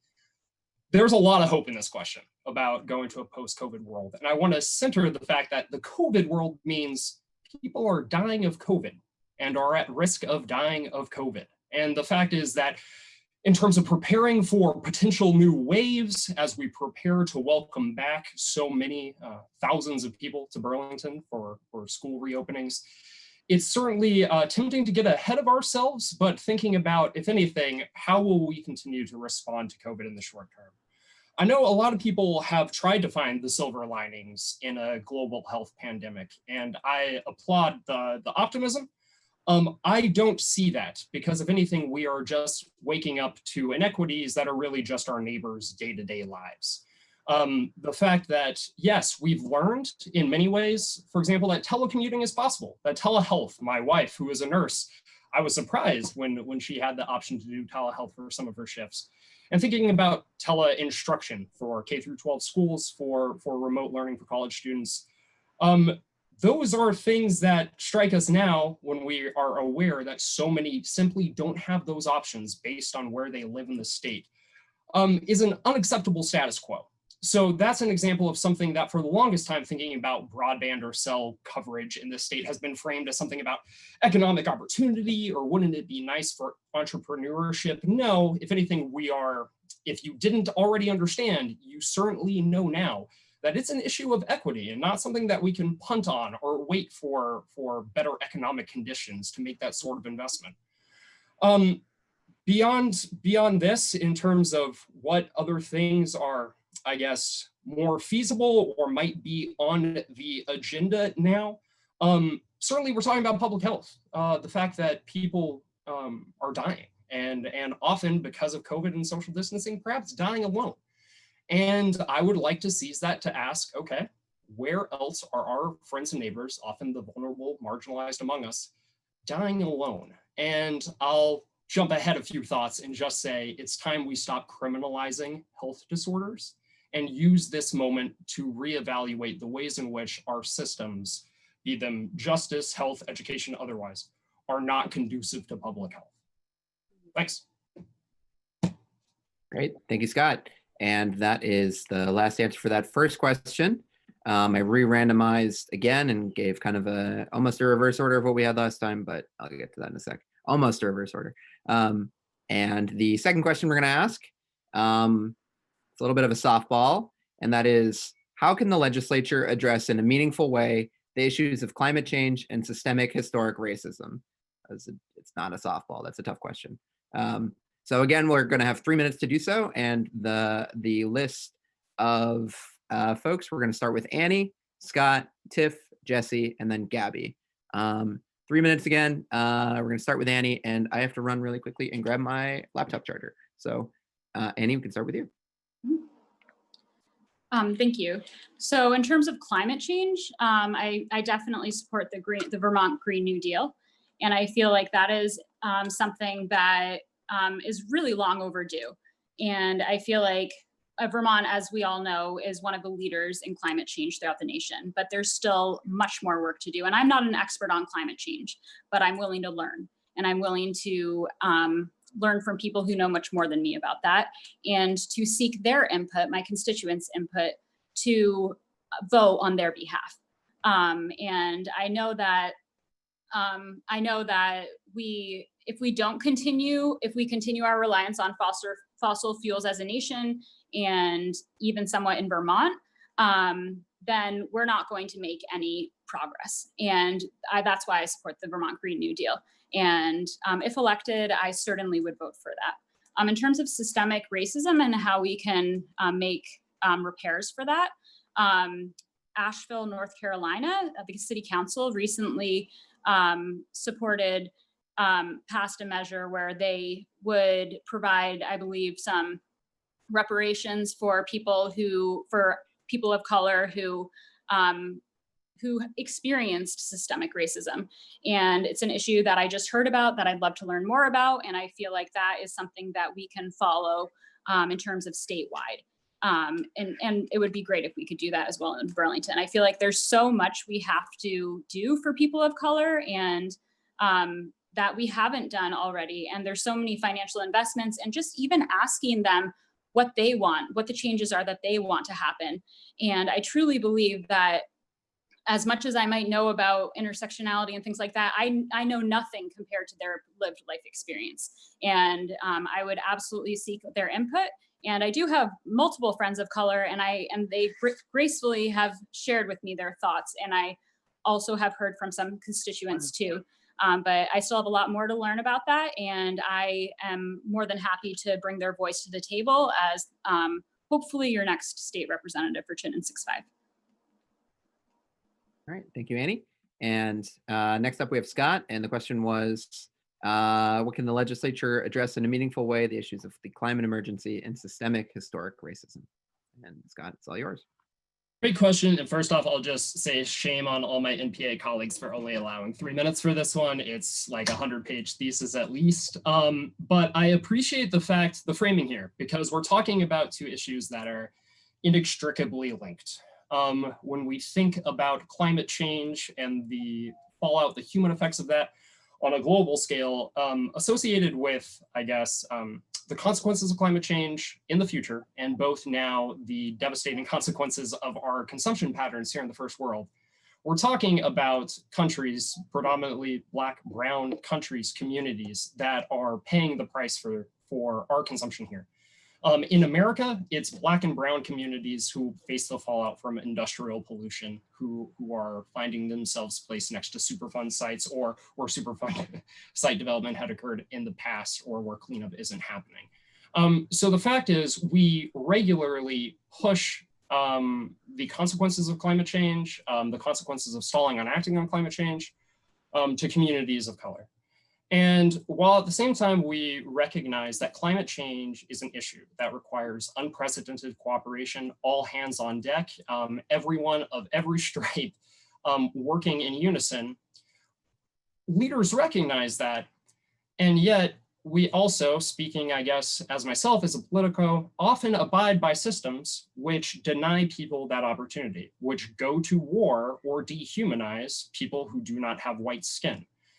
So thinking about the fact that we all need to come together, work in unison, but at the same time, we abide by cuffing Black and brown people, denying them their freedoms, allowing or abiding by disparities in health outcomes. There's some major cognitive dissonance there. Furthermore, we understand from public opinion data that people of color, Black and brown people specifically, are more likely than white people, very generally speaking, to see climate change as a political issue worthy of being addressed, and to say that they've experienced the change associated with the climate crisis in their own community.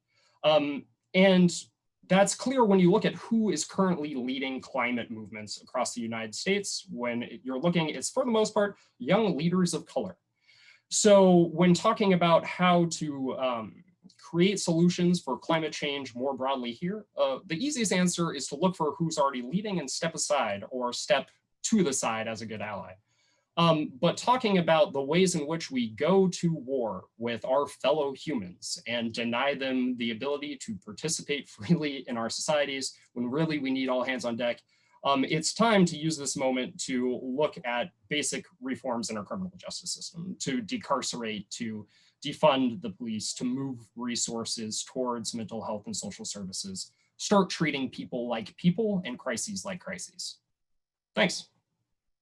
Thanks, Scott. And next up, we have Tiff with the question, how can the legislature address in a meaningful way the issues of climate emergency and systemic historic racism? Sure. I agree with Scott. I mean, they're inextricably linked, and it's easy to talk about things in very broad terms. I think I want to kind of get specific about what I think we could do in this next biennium. We set very broad goals in 2006 and that for climate reduction in carbon, and we're not on track to meet those goals at all. And we need to commit to goals that we will achieve, and we need to measure ourselves against our progress annually. It always seems to surprise us when we're behind. We've made the least progress really in transportation emissions and increasing the efficiency of Vermont homes. And that is something that we need to address right away. And, you know, one of the points of leverage is the state car fleet and establishing fast charge outlets throughout the state and really making that network more accessible to people coming in and out of the state, which they're not doing so much right now. But in terms of kind of the immediate things I think that we can do to address the issue of racism, first, we have a staff, you know, position, I mean, a director of racial equity who is one person. And we need to staff that office so that she can respond to the kinds of needs that have, you know, broken open. They always existed, but she is being called upon to do a lot and needs the support that she does not have right now. We need to collect racial data. It may not be available through the census, but then we have to find other ways. We need to partner with groups that serve communities of color and are able to provide data, perhaps some of it anecdotal, some of it statistical, so that we have a better understanding of the experience of people of color in this state. We need to begin a state process to redress the eugenics program that this state has participated in. It is a really ugly part of our history, and we need not to brush it under the rug, but actually deal with it in a public way and engage the descendants of people or member representatives of the groups of people who were particularly affected by that. And then finally, we need to standardize and strengthen accountability in investigating police violence so that we can reduce the opportunity for bias, for local bias. All right, thank you, Tiff. And next up with that question, we are going to have Jesse with how can the legislature address in a meaningful way the issues of the climate emergency and systemic historic racism? Excuse me. Well, I agree as well with Scott and Tiff that these issues are totally linked. I also agree it's tough to go into, you know, how to really address both of these issues in 3 minutes with enough specificity. So I'm going to take this question down this path, which is, you know, talk about the how of how we make big changes like this. And that starts, for me, I think, with a little story about what the Green New Deal is, because I think some of us sort of have a concept of what that is, but sorry, excuse me. But I want to sort of clarify that for people. So, and this may not be, maybe others have even more knowledge of how this actually happened and they might, but this is my understanding of it, which is that a number of environmentalists got together and said, hey, we've been talking about how are we going to make progress on the kinds of environmental policy change we need to make, and we're not making anywhere near the kind of progress we need to make. How do we change what's happening here and actually make the progress? And they said, okay, what if we were able to tie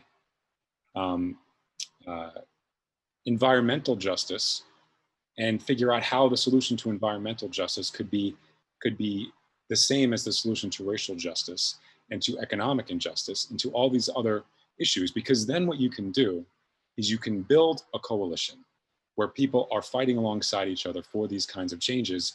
And then that's how you can get over the hump. And I think what we need in the State House are more legislators who recognize the necessity and the power of movement building, because that is how we're gonna make these big changes happen. And I was at the an example, and it's really, really cool that this is happening right now. I was at the there was recently a kind of a picket sort of parade for the AFL-CIO and AFSCME, sort of protesting the proposed budget cuts, city budget cuts. And anyone else who went to that, what you saw was that the speakers at that were not just labor leaders. There were a lot of labor leaders who spoke, but the people who spoke at that were environmentalists. It was migrant justice. It was, I know I'm going to be forgetting lots of groups. I mean, Rights and Democracy was there. There were so many other issue groups working on different issues, but they recognized that the kind of change we need right now is totally tied together. So the answer to the question says, how can we do it?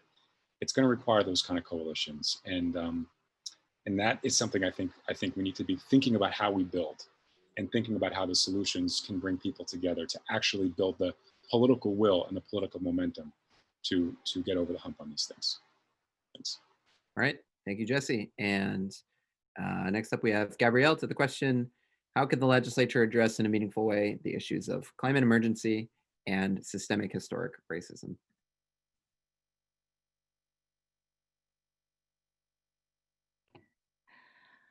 Scott's dead on.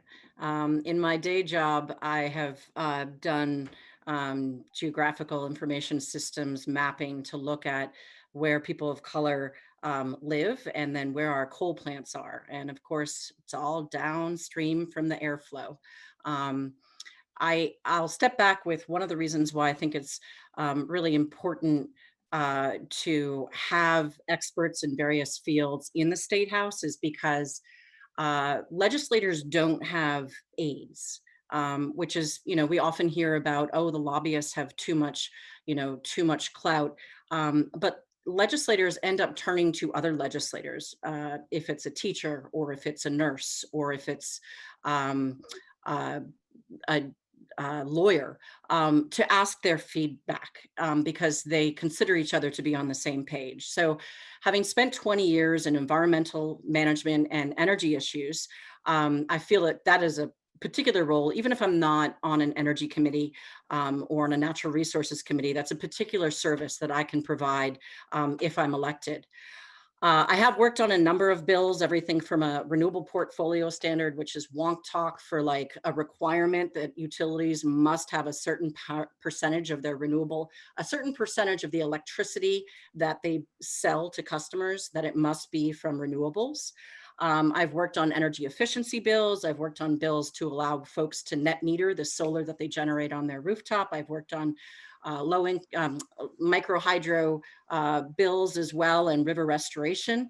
I think we all have like these beautiful goals and hopes, but we have to figure out how to pay for this. And one of the projects that I was working on earlier today, it actually, it's in Western Mass. Unfortunately, it's not here, but it's working with a local credit union in Western Mass to provide low to moderate income homeowners.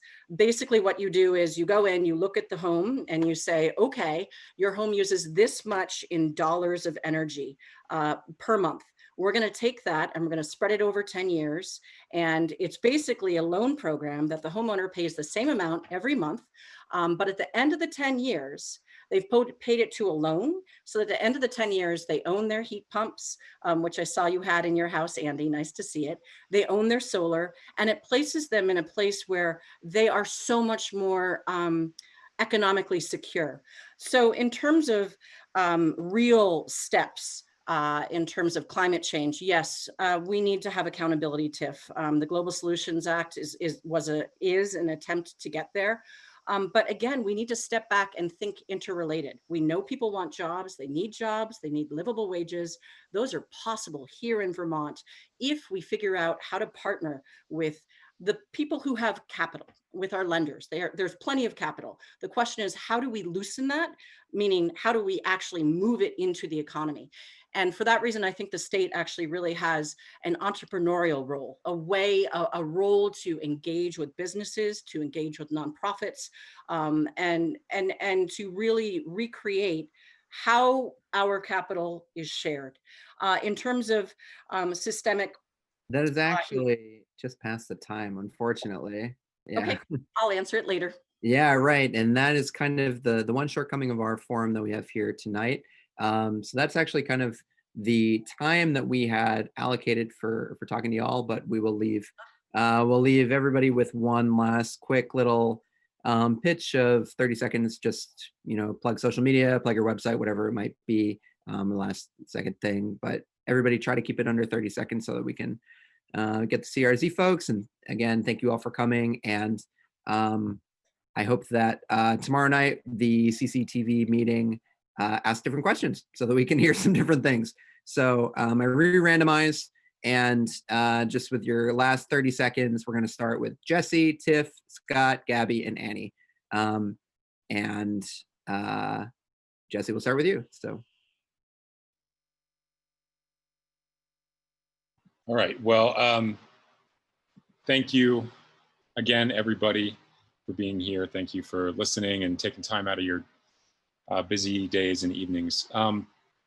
So yeah, okay, I'll just start with the plugs, which is website is jessepaulwarren.com. It's Jesse. I think you can see the sign there, Jesse. paulwarren.com. All the social media handles are that, Jesse Paul Warren. And I guess, the quick closing thought is just, my plea is to please think about, how we can seize this moment as a moment of where so much change is possible, and make sure that we are going to be taking advantage of that and moving forward in the way on these issues that we all depend on. Thanks for listening, guys, and yeah, looking forward to the one tomorrow. All right, thank you, Jesse. And Tiff is up next. Thanks. Well, thanks everybody for tuning in. It's a lot of people that tuned in tonight. Somebody asked me about, 5 candidates, and I said, I think it's great. I think it's great. I mean, it speaks very well to this, about this district, that so many people wanted to put their foot forward and share their views. I can be reached at tiffbloomley.com. I think that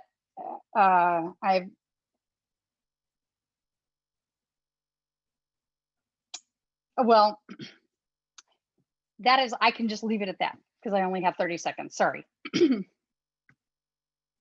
Not a problem. Next up, we have Scott. Everybody, thanks for your time tonight. I jumped in this race before anyone had retired because it was clear even then, last year and years before, new leadership was needed in the legislature, and you deserve better now. That's why I decided to run, despite the long odds, despite being told to wait my turn, despite being asked why I was so impatient. I'm ready to use my second chance at life to make your life better. To find out more about my campaign, please visit scottpavik.com, facebook.com/PavikVT, Twitter PavikVT, email me at scott@scottpavik.com. It's super easy to find me. And if you don't have my cell phone number yet, let's correct that as quickly as possible. I strive to be as accessible as needed, which means if you work nights, call me when you're awake. If you work days and you call me in the middle of the night, that's cool too. Thanks for your time. Awesome, thank you, Scott. Next up, we have Gabrielle. So I'm only going to give you my website, stebbins4vt.com, and you can find all the handles there. I think it's great to have 5 really good people running.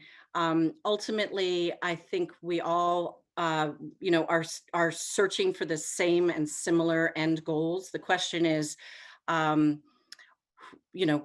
when you're making your choice, thinking about who can bring the tools and the skills and the stakeholder experience and the legislative experience and the life experience in terms of just having 2 kids, which is really important in the State House. And I hope you'll consider voting for me. Thanks so much.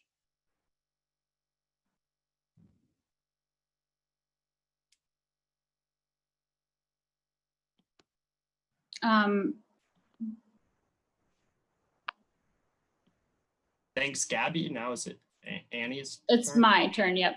It's Annie. Okay.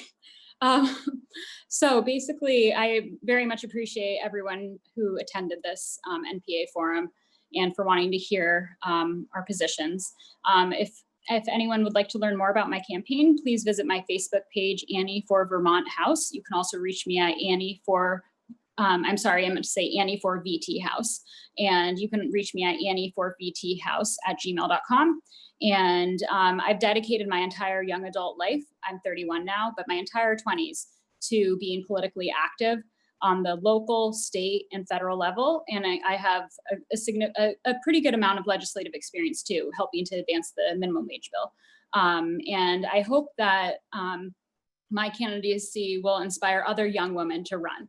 And my slogan for my campaign is that together we can.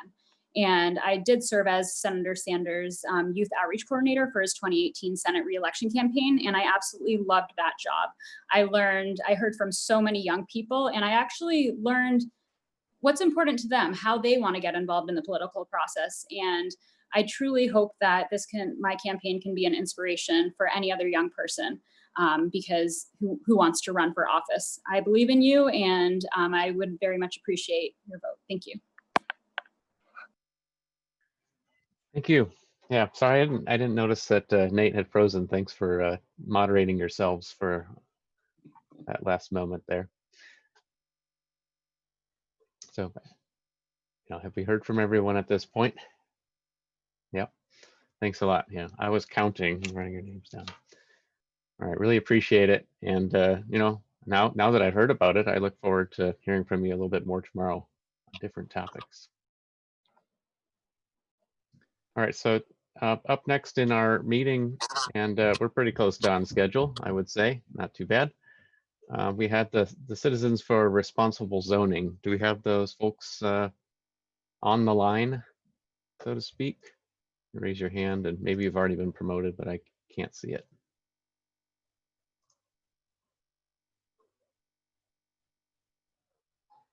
There we go. Hi, we're back Great. again. Great. And I'd just like to ask that you also add Mark Funari, who is out there waiting somewhere. Just says Mark, who maybe. I believe is Yeah. going to have something to say. Mark? Mark Funari. Let's see who that Mark guy is. Nice. Who that Mark guy is.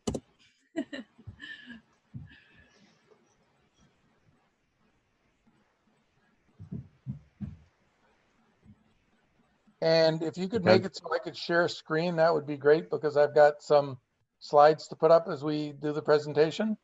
Okay, now you should be able to. Okay, let's see. Yes. Great. There you go. Good. So are we good to go? Yep. Super. My name is Laurie Smith, and I'm here as a member of Citizens for Responsible Zoning.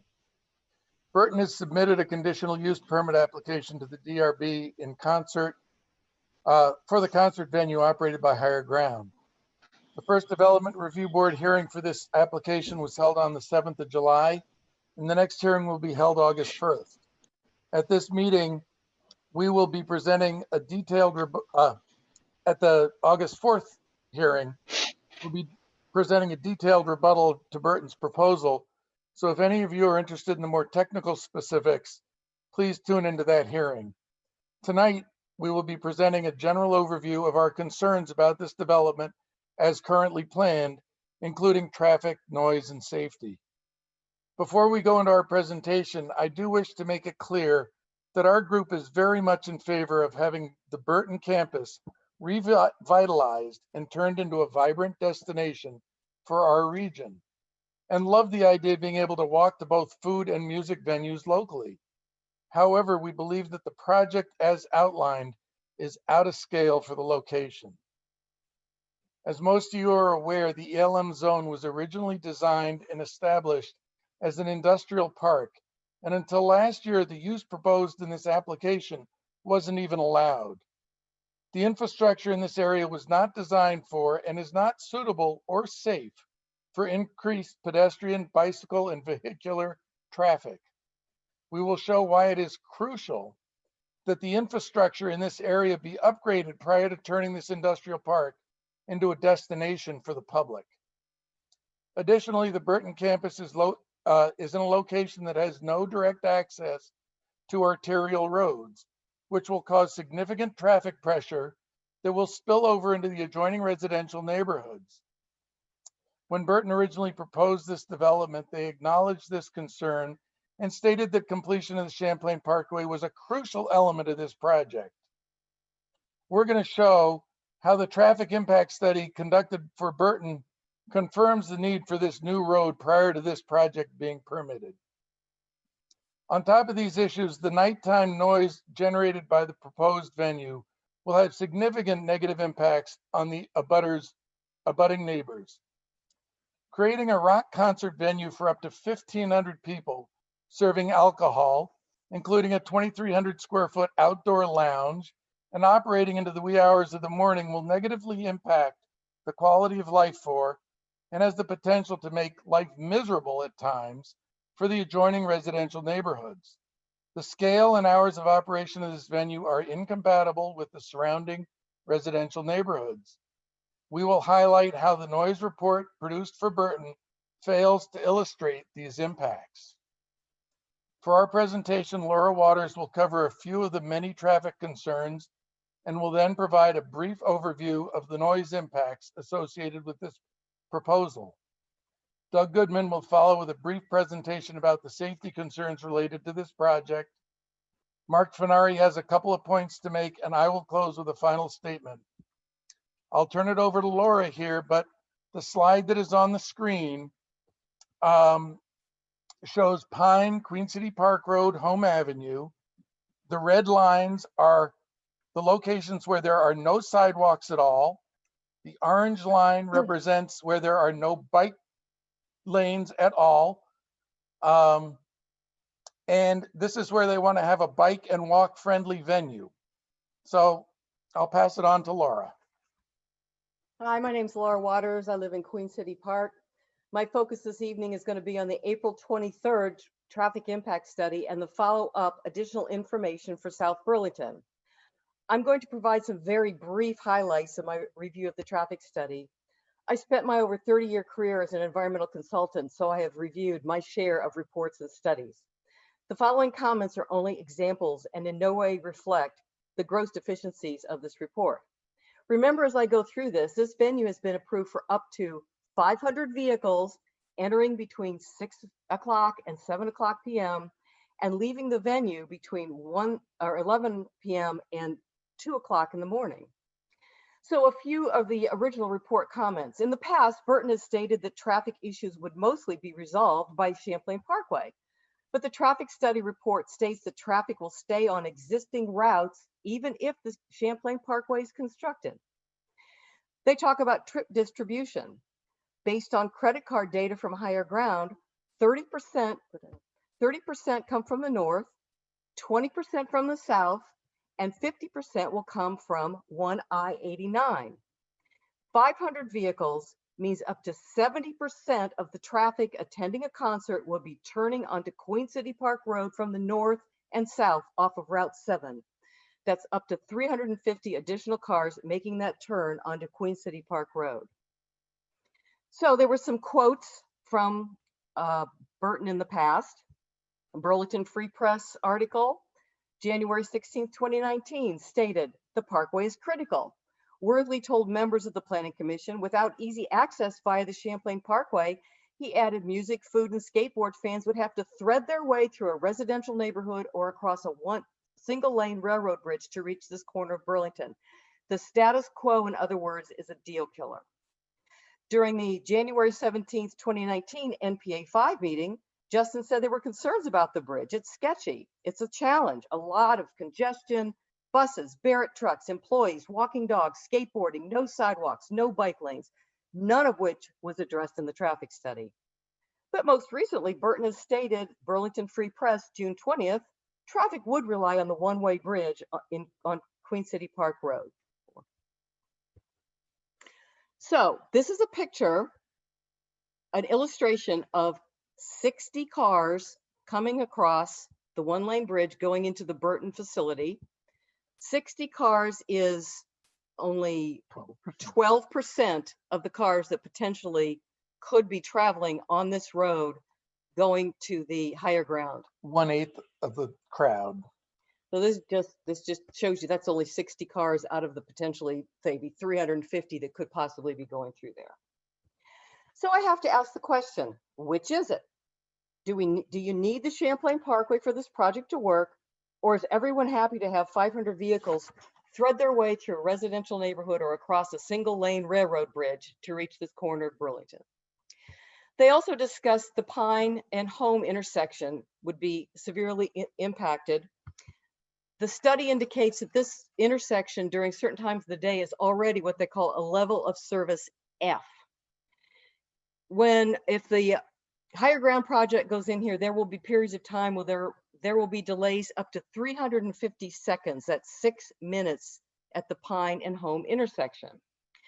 The Burton transportation expert stated that the Pine Home intersection is difficult to mitigate without the Champlain Parkway because they can't widen the road and they're not going to put in traffic signals there.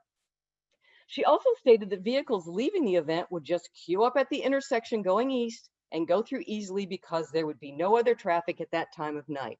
2 o'clock in the morning. So this again is 60 cars out of the potentially 500. up to 500 cars leaving the venue that would be going up Home Avenue and queuing through Pine Street, Home Avenue.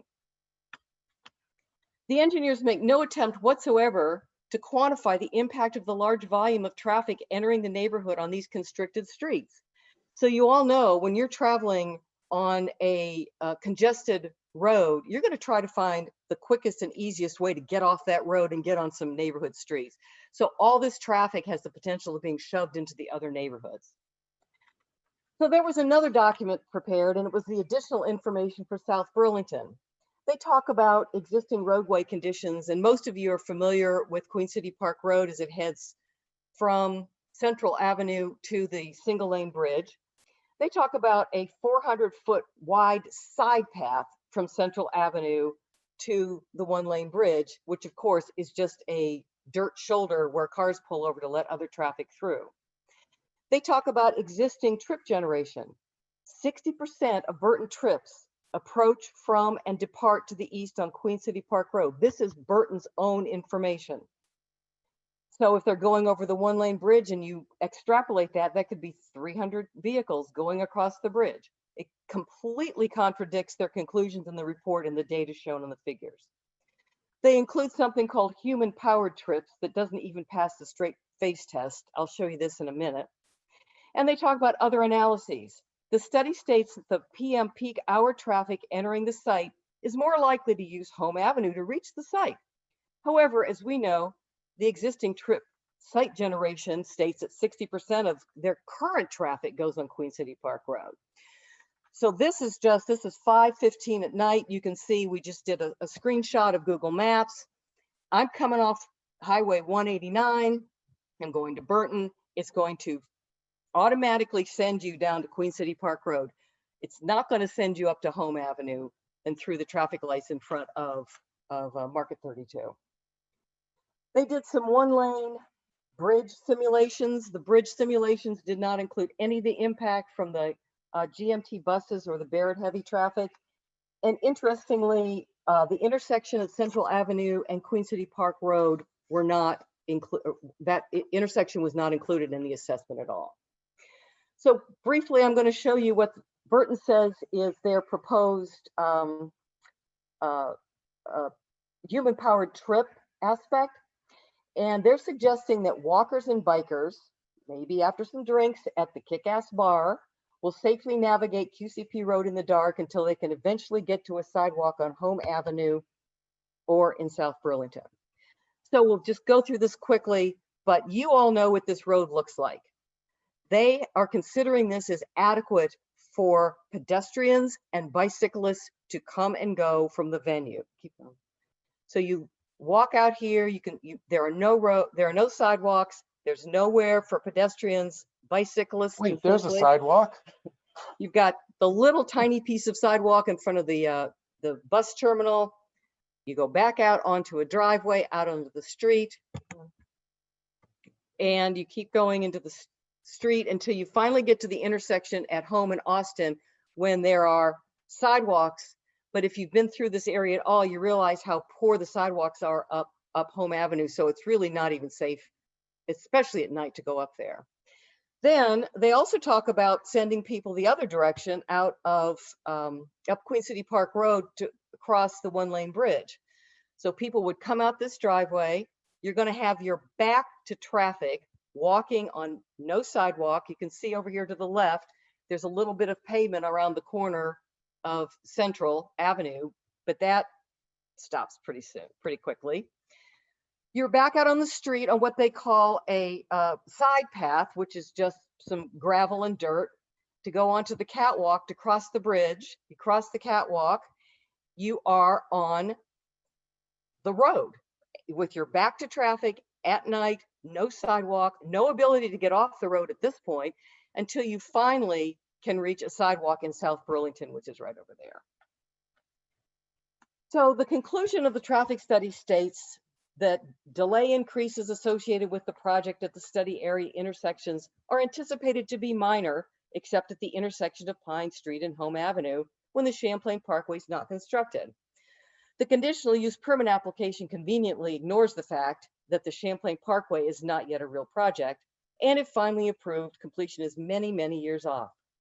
Their conclusion is that there would be little traffic impact, that pedestrians and bicyclists can safely navigate Queen City Park Road at night, and that all will be fine once the Champlain Parkway is in place are disingenuous arguments meant to deflect from the serious infrastructure deficiencies at this location.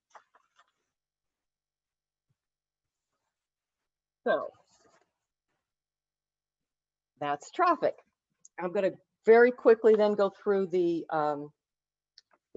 noise study. You going to put up that other?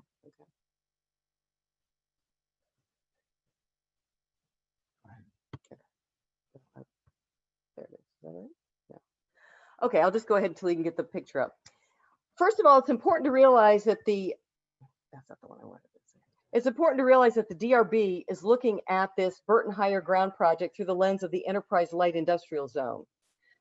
For the conditional use permit application, they state the project site is located within an ELM zone, which anticipates a variety of land uses and accompanying traffic, odor, noise impacts, which are permitted by right. That's a very important statement that they're making. They're saying that they are permitted to have traffic, odor, and noise impacts in this area. City Council approved the zoning change specifically for Burton and Higher Ground, but did not anticipate or consider the concentric impacts of noise impacting the surrounding neighborhoods. So you can see where Burton is, where the Higher Ground venue will be, where the parking lots are, and all the surrounding residences. The residences that are being shown right here are the Red Rocks condos. And so there are many, many people. These are not individual residences up there. So there are many, many people surrounding this venue. Rhino is an example of light manufacturing in this area, but there's no comparison between a shift change of around 50 employees at 11 p.m. versus 750 to 1,500 partiers and up to 500 vehicles, including motorcycles, trucks, cars, plus buses and semi-trucks leaving between 11 p.m. and 2 o'clock in the morning. The noise study presented noise measurements that were time averaged over an hour. Noise from this venue will occur in peaks and valleys, which can be very disturbing. So loud noises wake you up And then you have the anticipation anxiety of whether or not the partiers will shut up for the rest of the night or let loose about the time you go back to sleep. The instantaneous noise level will be significantly higher than the 1 hour average. There will be a large outdoor patio that can accommodate between 150 and 300 people, depending on tables. The sound emission results in the study for this portion of the venue were derived from only 15 loud male voices. That's only 10% of the minimum number of people who could be on the outside on this patio. Justin Worthley's also referred to a kick-ass indoor-outdoor bar, which was not addressed in the study, but I can't imagine those folks being quiet. Background sound levels weren't measured. They depended on data from other reports. The study states that at night, between 10 and 7 in the morning, noise levels are generally low in the 40s, between 40 and 45 decibels. During the quietest time at night, sound levels can be in the low 30s. Laura and I walk around here frequently, and we have a decibel reader. In the evening at the property's southern line, the noise levels are frequently in the low 30s. So where and when the background noise levels were measured makes a very big difference in the baseline of noise in this area. There are very specific Burlington noise regulations that address noise as plainly audible at the property line. The noise study indicates that noise will be clearly audible during and after concerts well beyond the property line to Arthur Court, Red Rocks Condos, Austin Drive, and Maple Avenue in South Burlington. So here's the question. What happens when you leave a rock concert? First, your hearing has shifted. You walk out from a very loud environment into quiet, and you're still going to talk loudly as you exit your car. Then you've had a lot to drink and you can't find your car, so you use the unlock button to look for it in the parking lot, along with everyone else who's unlocking their car doors remotely. Oh, and of course, there's the person who inadvertently sets off their car alarm. They start up their vehicles, cars, loud, unmuffled motorcycles, loud pickup trucks, all idling in the parking lot, trying to get out onto Queen City Park Road. Or if there are shuttle buses, these partiers are lined up outside to get loaded up. What about walkers and bicyclists? You don't think of them as making much noise, but send these groups of people outside into the surrounding neighborhoods, and this could be very disruptive. We ask, how can this level of noise and disruption be permitted? The report concludes as follows. Given that the projected sound levels are comparable to the existing nighttime sound levels in the area and considered compatible with urban, suburban, residential areas, noise from the project should not be considered shocking and offensive to the average person. Our opinion is that noise from 500 vehicles and up to 1,500 people is not compatible with the area, even though they declare that they can do this by right. Thank you. So I think we're now ready for Doug Goodman. Doug, are you there? Here. Yes. Go ahead and tell us what you got. And I'm just putting a little picture up in the background of a rescue operation that happened a little over a month ago between 5:45 in the evening and sunset. And there were over 7 rescue operations or services that were operating this, coming and going nonstop from 5:45 to after dark. Go ahead, Doug. And those were all at the Red Rocks Beach. So they were accessing through Central Avenue to get down to the beach access. I'd like to thank you for the opportunity to present my views. My name is Doug Goodman. I'm a South Burlington resident. I'm a member of the CRZ. I live on Central Avenue. I also own 364 Queen City Park Road. It's at the corner of Arthur Court. My property there is a direct abutter to Burton. My tenants Doug, are you're breaking up badly.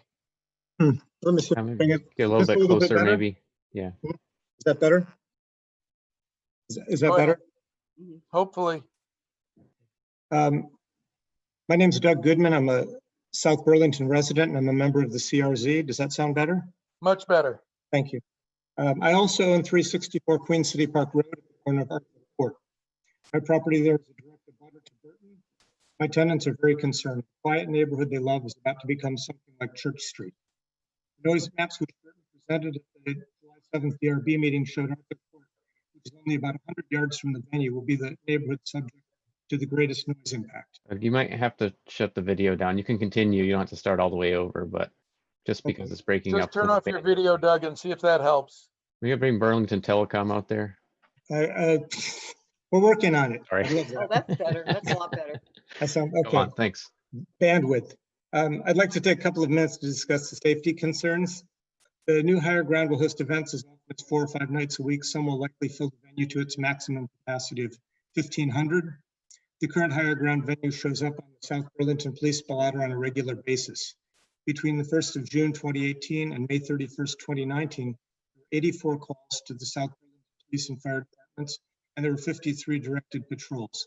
The majority of these were between 10 p.m. and 1 a.m. With the City Council announcement of a 30% cut in funding to the Burlington Police and many evening and nighttime police resources dedicated to activities on and around Church Street, they be able to adequately manage this anticipated workload in the far south end of the city. The operational management plan presented at the DRB, Burton has promised that they will deal with these issues, but there is no binding requirement to do so. This lack of recourse leaves neighbors with no specific remedies in the event higher ground is not the neighbor we were promised. Red Rocks Park is in South Burlington. Everyone in the surrounding neighborhoods uses it for recreation. Burton has measures in place to manage crowds, but at the end of the day, the streets and parks are public. What are the implications of the size and frequency of the events on the residential neighborhood? As neighborhood residents, we know the pre-COVID traffic pinch points. Late afternoon and evening backup at QCP and Shelburne roads often require the patients to wait through multiple traffic light changes. The intersection of Home and Pine has increased excuse me. The intersection of Home and Pine has significant backups at the same time of day. It's easy to imagine return to pre-COVID traffic in a year or so, and that would be just when Burton wants to open higher ground. What will happen with emergency vehicles? 400 or 500 vehicles exiting at the end of a concert, and add in the trains which seem to cross Home Avenue nightly at various times and with frequency higher in the wintertime. I'm not an alarmist. I would welcome the venue if it were proposed for the old Hannaford building off Shelburne Road, a location which exits to commercial streets and then directly to Route 7. It's a great location for this kind of traffic. The Burton location, as we all know, is a legacy light industrial area. It abuts sleepy residential streets on 4 sides. The higher ground plan in no way mirrors traditional traffic patterns from the workforce in the area. The plan more reflects a concert disengorging from the Shelburne Museum, a beautiful location, but if you've ever been to a concert there, you'd think twice about going back after trying to get out through that traffic. Parts of the development plan are very exciting, restaurants and performances. With the proposed scale of the events 4 or 5 nights a week for the next several decades, our lives will be changed in fundamental ways. Thank you.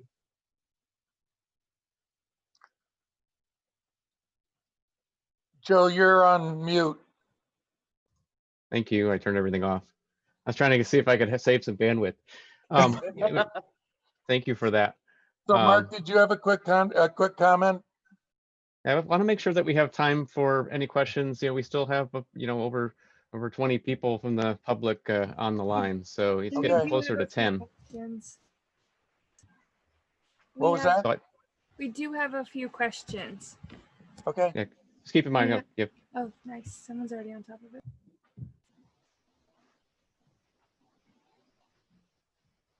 Hello. Hi. Hello. Yep. Justin, yeah. Did you want me to say something? I'm confused. You had your hand raised. Go ahead, Mark. Okay, I'll make it very, very, very quickly. My name is Mark Finari. I currently live on Central Avenue in South Burlington, right down the road from the proposed venue. And but the real reason I wanted to say something is I spent 7 years of my life being a staff person for the City Council in Burlington when I lived in Ward 5 on Caroline Street. And I was a staff person for independent, Republican, and progressive councilors at that time. And one of the major tasks we took on at that time was sort of re-examining the objective of the Southern Connector, the present-day Champlain Parkway, and really involving people in a major neighborhood decision that would impact their lives.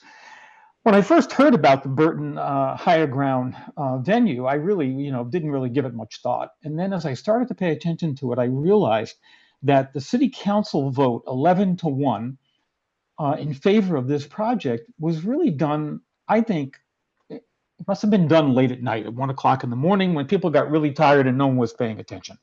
Because when I was working with the city council, people would have involved people in the ward, and as it was called then, in the district. They would have been, actively leafleted. People would have been going door to door. The city councilors would have been active. And I just got the feeling that this was kind of swept, just kind of under the rug very, very quickly. And with the exception of Joan Shannon's vote, everyone else said positive. And as you can tell by Laura's testimony and Lori's work, there's major questions here. And so I really want to just say to the NPA, Ward 5, my old neighborhood, it's time to wake up. This has been a bamboozle, is what it's been. And I've never seen anything quite like it in a long time. So what I'd just like to say is take this seriously. It's going to impact your life in a major way. I'm done. Thanks, Mark. We had a couple of hands raised in the audience. Are you ready to answer a few questions? Okay. Justin, did you have something you wanted to say, or should we let the next person go? Yeah, I just wanted to make a couple comments. This is Justin Worthley from Burton.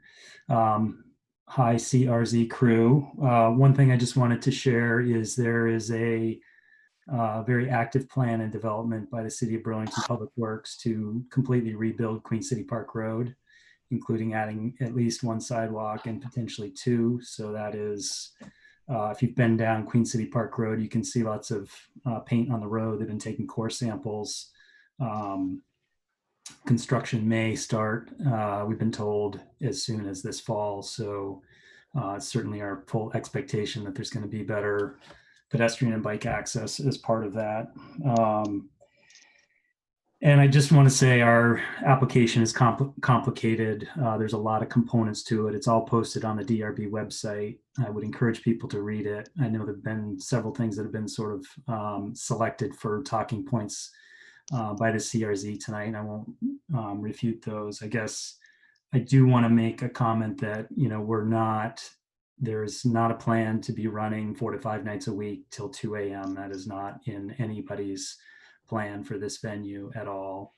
And I would just disagree there. I think there's been a tremendous amount of public input. I think it's a little curious to me why the 4 people who spoke this evening are all South Burlington residents and there aren't any Burlington residents.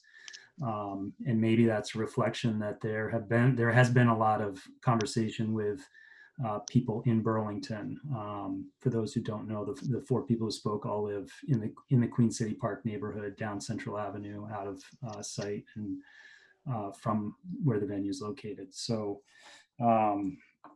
encourage people to not out of sound though, Justin, and attend the meeting on the 4th with the DRB. It will be on Zoom as well if you're interested. I just want to make a couple comments. Justin, if you've got some additional information, I've been in touch with Burlington DRB about the DPW, I'm sorry, road construction. And the only construction that's slated for now is to rework the bed of Queen City Park Road from Home Avenue up to Central Avenue. And I've reached out to them several times to find out about any additional sidewalk plans because we would love to see those. And I was told there are none yet. I know that there was a proposal that went out to a consultant to do an assessment of the sidewalks, but I'd like to know if there's something more than what we've been told about the sidewalk development, but the infrastructure, but it also ends at Central Avenue. So you've got all the issue from Central Avenue to across the one lane bridge until you get into South Burlington and to that other sidewalk. So none of that's been addressed, and we have asked the DPW that directly about that, and we've had to date no answer. So the sidewalk is a core my understanding is the sidewalk is a core component of the design of the rebuild of the street. They need to completely rebuild the roadbed. They need to install better stormwater handling and install a sidewalk in at least one side of the street, if not two. We've already committed to connect the crosswalk to the South Burlington path through a prior permit agreement with the city of South Burlington. There is a small section of sidewalk that's incomplete on the east side of the one-way bridge, and that is still unresolved. That's in South Burlington. That's really would be the only section that won't have a sidewalk, or it's unaddressed at this point. I want to make sure we Thanks. get to these Yeah. other Thanks, comments. Julian. Yeah, Yep. I was noticing that. I think Lisa raised her hand early on. I don't know the rest of the four that we've now built up. So let's just be mindful that it's it getting doesn't later in the keep track of evening. them in chronological order of when people raise their hands. Okay. Oh. Yeah, let's keep it, pretty brief. There's a lot of interest here, so thanks a lot. Right. So, sorry, I think Yeah. Jen and then Elmi? Okay, Well, can you hear me? Yes. Yes. Thank you. Okay. My parents live in the Red Rocks condominiums, and they're in their early 80s. And I am very, very concerned about their health with regard to access to medical services. And I would need to make sure that whatever project is created, that it's at a scale whereby my parents can very quickly access medical care, because my father does not want to have to move again. And I also just wanted to say that while I was listening to the candidates forum, none of the candidates addressed the presence of the F-35, which is also a major noise issue in our community. And I would like to ask for people's solidarity on that issue. And so lastly, I would just like to say that for any project that we undertake in this area, if we are going to honor the earth and the ancestors from whom we have learned every lesson, we must understand that it is up to our generation to ask permission from the Abenaki people for anything that we do. We have no other choice but to honor the planet. And this is our generation's charge. So please do not listen to voices that are upholding growth at any cost. We must not put that cost off to future generations. This is our generation's challenge. Thank you. Thanks, Jen. We haven't, yeah, Elisa, I think was, okay, we got Almi? Hi, can you hear me? Yes. Okay, my name is Almi Landauer. I live in the Red Rocks condos in Burlington. And I just wanted to clarify this, the sort of accusation by Justin that it was all South Burlington people speaking. I was one of the founders of the Citizens for Responsible Zoning, and we have many, many people who are part of our group and share the concerns that were expressed tonight who live in Burlington, as well as people who live in Queen City Park neighborhood, which is in South Burlington. And it was just a happenstance of people's schedules that the folks who were able to speak tonight were predominantly the Queen City Park residents.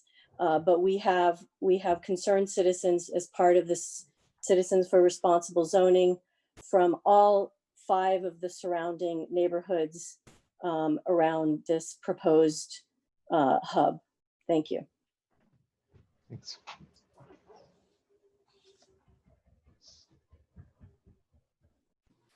All right, Elisa.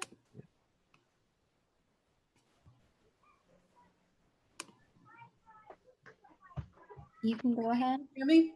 Yep. All right. My name's Elisa Nelson. I live on Austin Drive.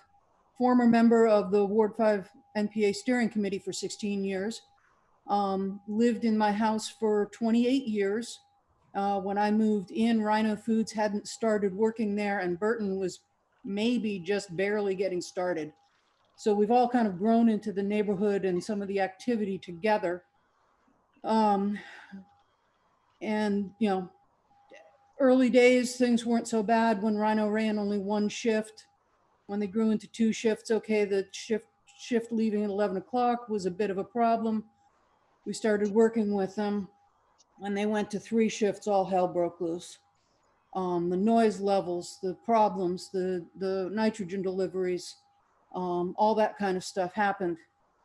And we've had to work very closely with Rhino over the past 25 years or more to try and make it a livable community. And we've worked with them to try and make it so that Rhino could have a business and we could have a neighborhood where we could actually sleep at night. It just so happened that first thing this morning at 5:45 a.m., they had a crew working outside, loud raised voices waking me up. So even just loud voices in that neighborhood wake you up. So we want to try and work together on things. I don't think that Burton has worked very closely with a lot of the nearby neighbors. I know I have asked for several meetings that have not been able to be followed through on personally. Going into the traffic study, I noticed that it doesn't appear that any of the railroad traffic is considered in that study and how it's going to affect the crossing at Home Avenue. There is a train that goes through every night at about 10:30, which sounds to be about the time that concerts are letting out. And that's really going to back up traffic. That crossing at Home Avenue and the railroad is really the only access out of the entire South Cove neighborhood, Red Rocks condominiums, Austin Drive, Thunder, and much of the Ledgewood condominiums. So ambulance, fire coming in and out of there, police coming in and out of there, that's a major pinch point and of serious concern. Over the years at NPA, the police department has come many times and spoken and has told the NPA that the police department usually only has about 2 officers south of Main Street for any point in time patrolling the south end. After midnight, when the bars are letting out in downtown, they have 0. There would be no police potential in this area because they're all drawn to downtown. And with a reduction in the police force of 30% in their budget, I can see that only getting worse, not getting better. It seems that the police need to be revisited as to how they're going to be dealing with this potential venue. The other thing I want to bring up is the skate park that already exists between the 2 Burton buildings at the back edge of the property. The people on Southcrest Drive hear that all night long. I can hear that in the summer with my windows open. I can hear them landing their jumps easily. I'm, 3 football fields away. I can hear the landing. I can hear sometimes the music. The people on Southcrest Drive hear it all the time. That's an absolute drop in the bucket. Absolute drop in the bucket of the sound levels that we're going to be talking about. As was stated already, car alarms going off, people getting in and out of their cars, just opening, unlocking and locking their car doors. All those sounds, you hear a dog bark in the middle of the night and it wakes you up. It's that way. You have car alarm going off in Red Rocks condos, you hear it, no question. You get a couple dozen of those going off, it's going to be hell. And it's not the right location. I'm totally 100% for chill. I'm totally 100% for Talent Skate Park. I think some of the office amenities like restaurants and cafes even some evening bars or a smaller music venue. All those things can be perfectly acceptable. 1,000 person to 1,500 person venue just does not fit in the available traffic and area that we're talking about here. It does not fit with the neighborhood, and it is going to drive a serious problem. Thank you.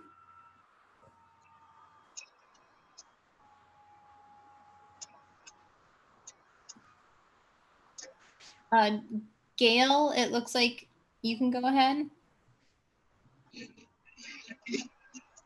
Hi, I also live in Burlington in Red Rocks and would like to just point out again that there are many people other than the people that are located in the Queen City Park that are very much interested in this. When Burton has, this year, of course, they're not having it, but when Burton has their special sale in the end of the summer, on all of the other years, the noise that is produced from the outdoor sessions that are being counted on that weekend is heard loud and clear way up to the top of Red Rocks where we live. And you know, the noise abatement issue, I think, is a real problem. The police issue is a real problem, and also the traffic. So I just want to voice my opinion about that. Thank you.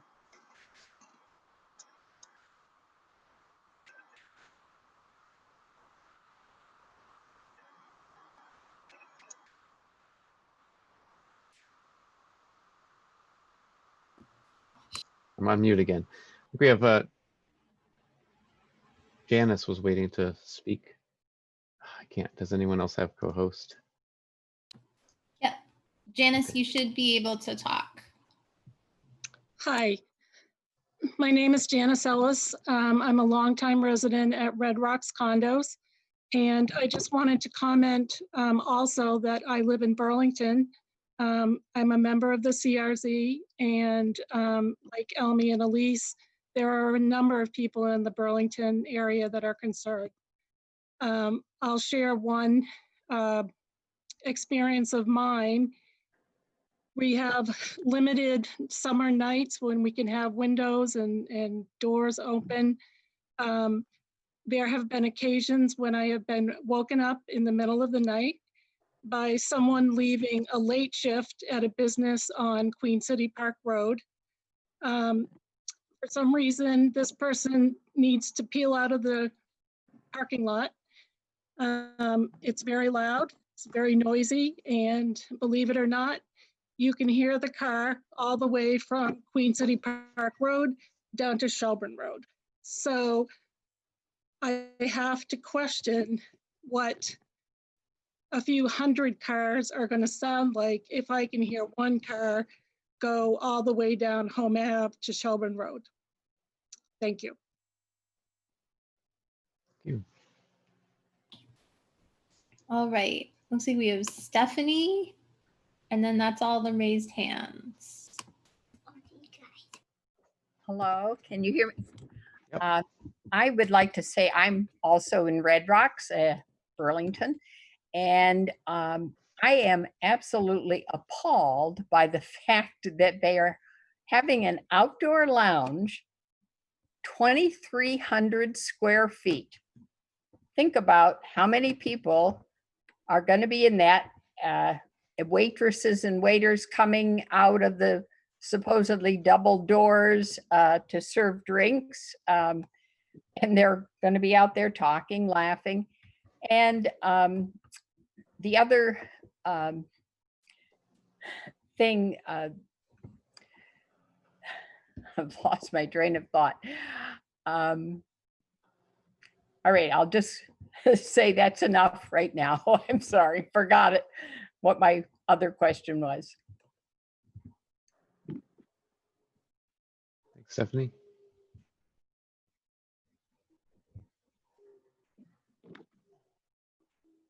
Sydney, I think we've gone through all the raised hands.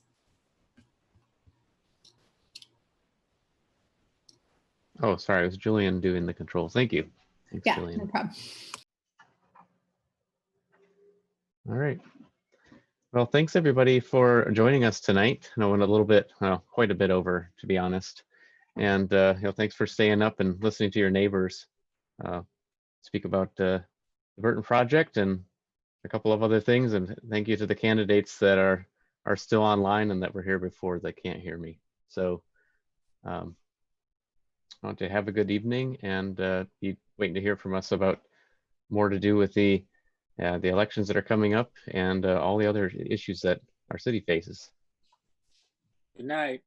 Thanks, Joe. Right, Andy. Thank you. I was waving at everyone, but I wanted to see the little Kirby that he was waving, so I want him to know, or her, whoever. I'm waving too. I'll be sure to get more artwork back here for future meetings too. Thanks a lot. Have a good night, everybody.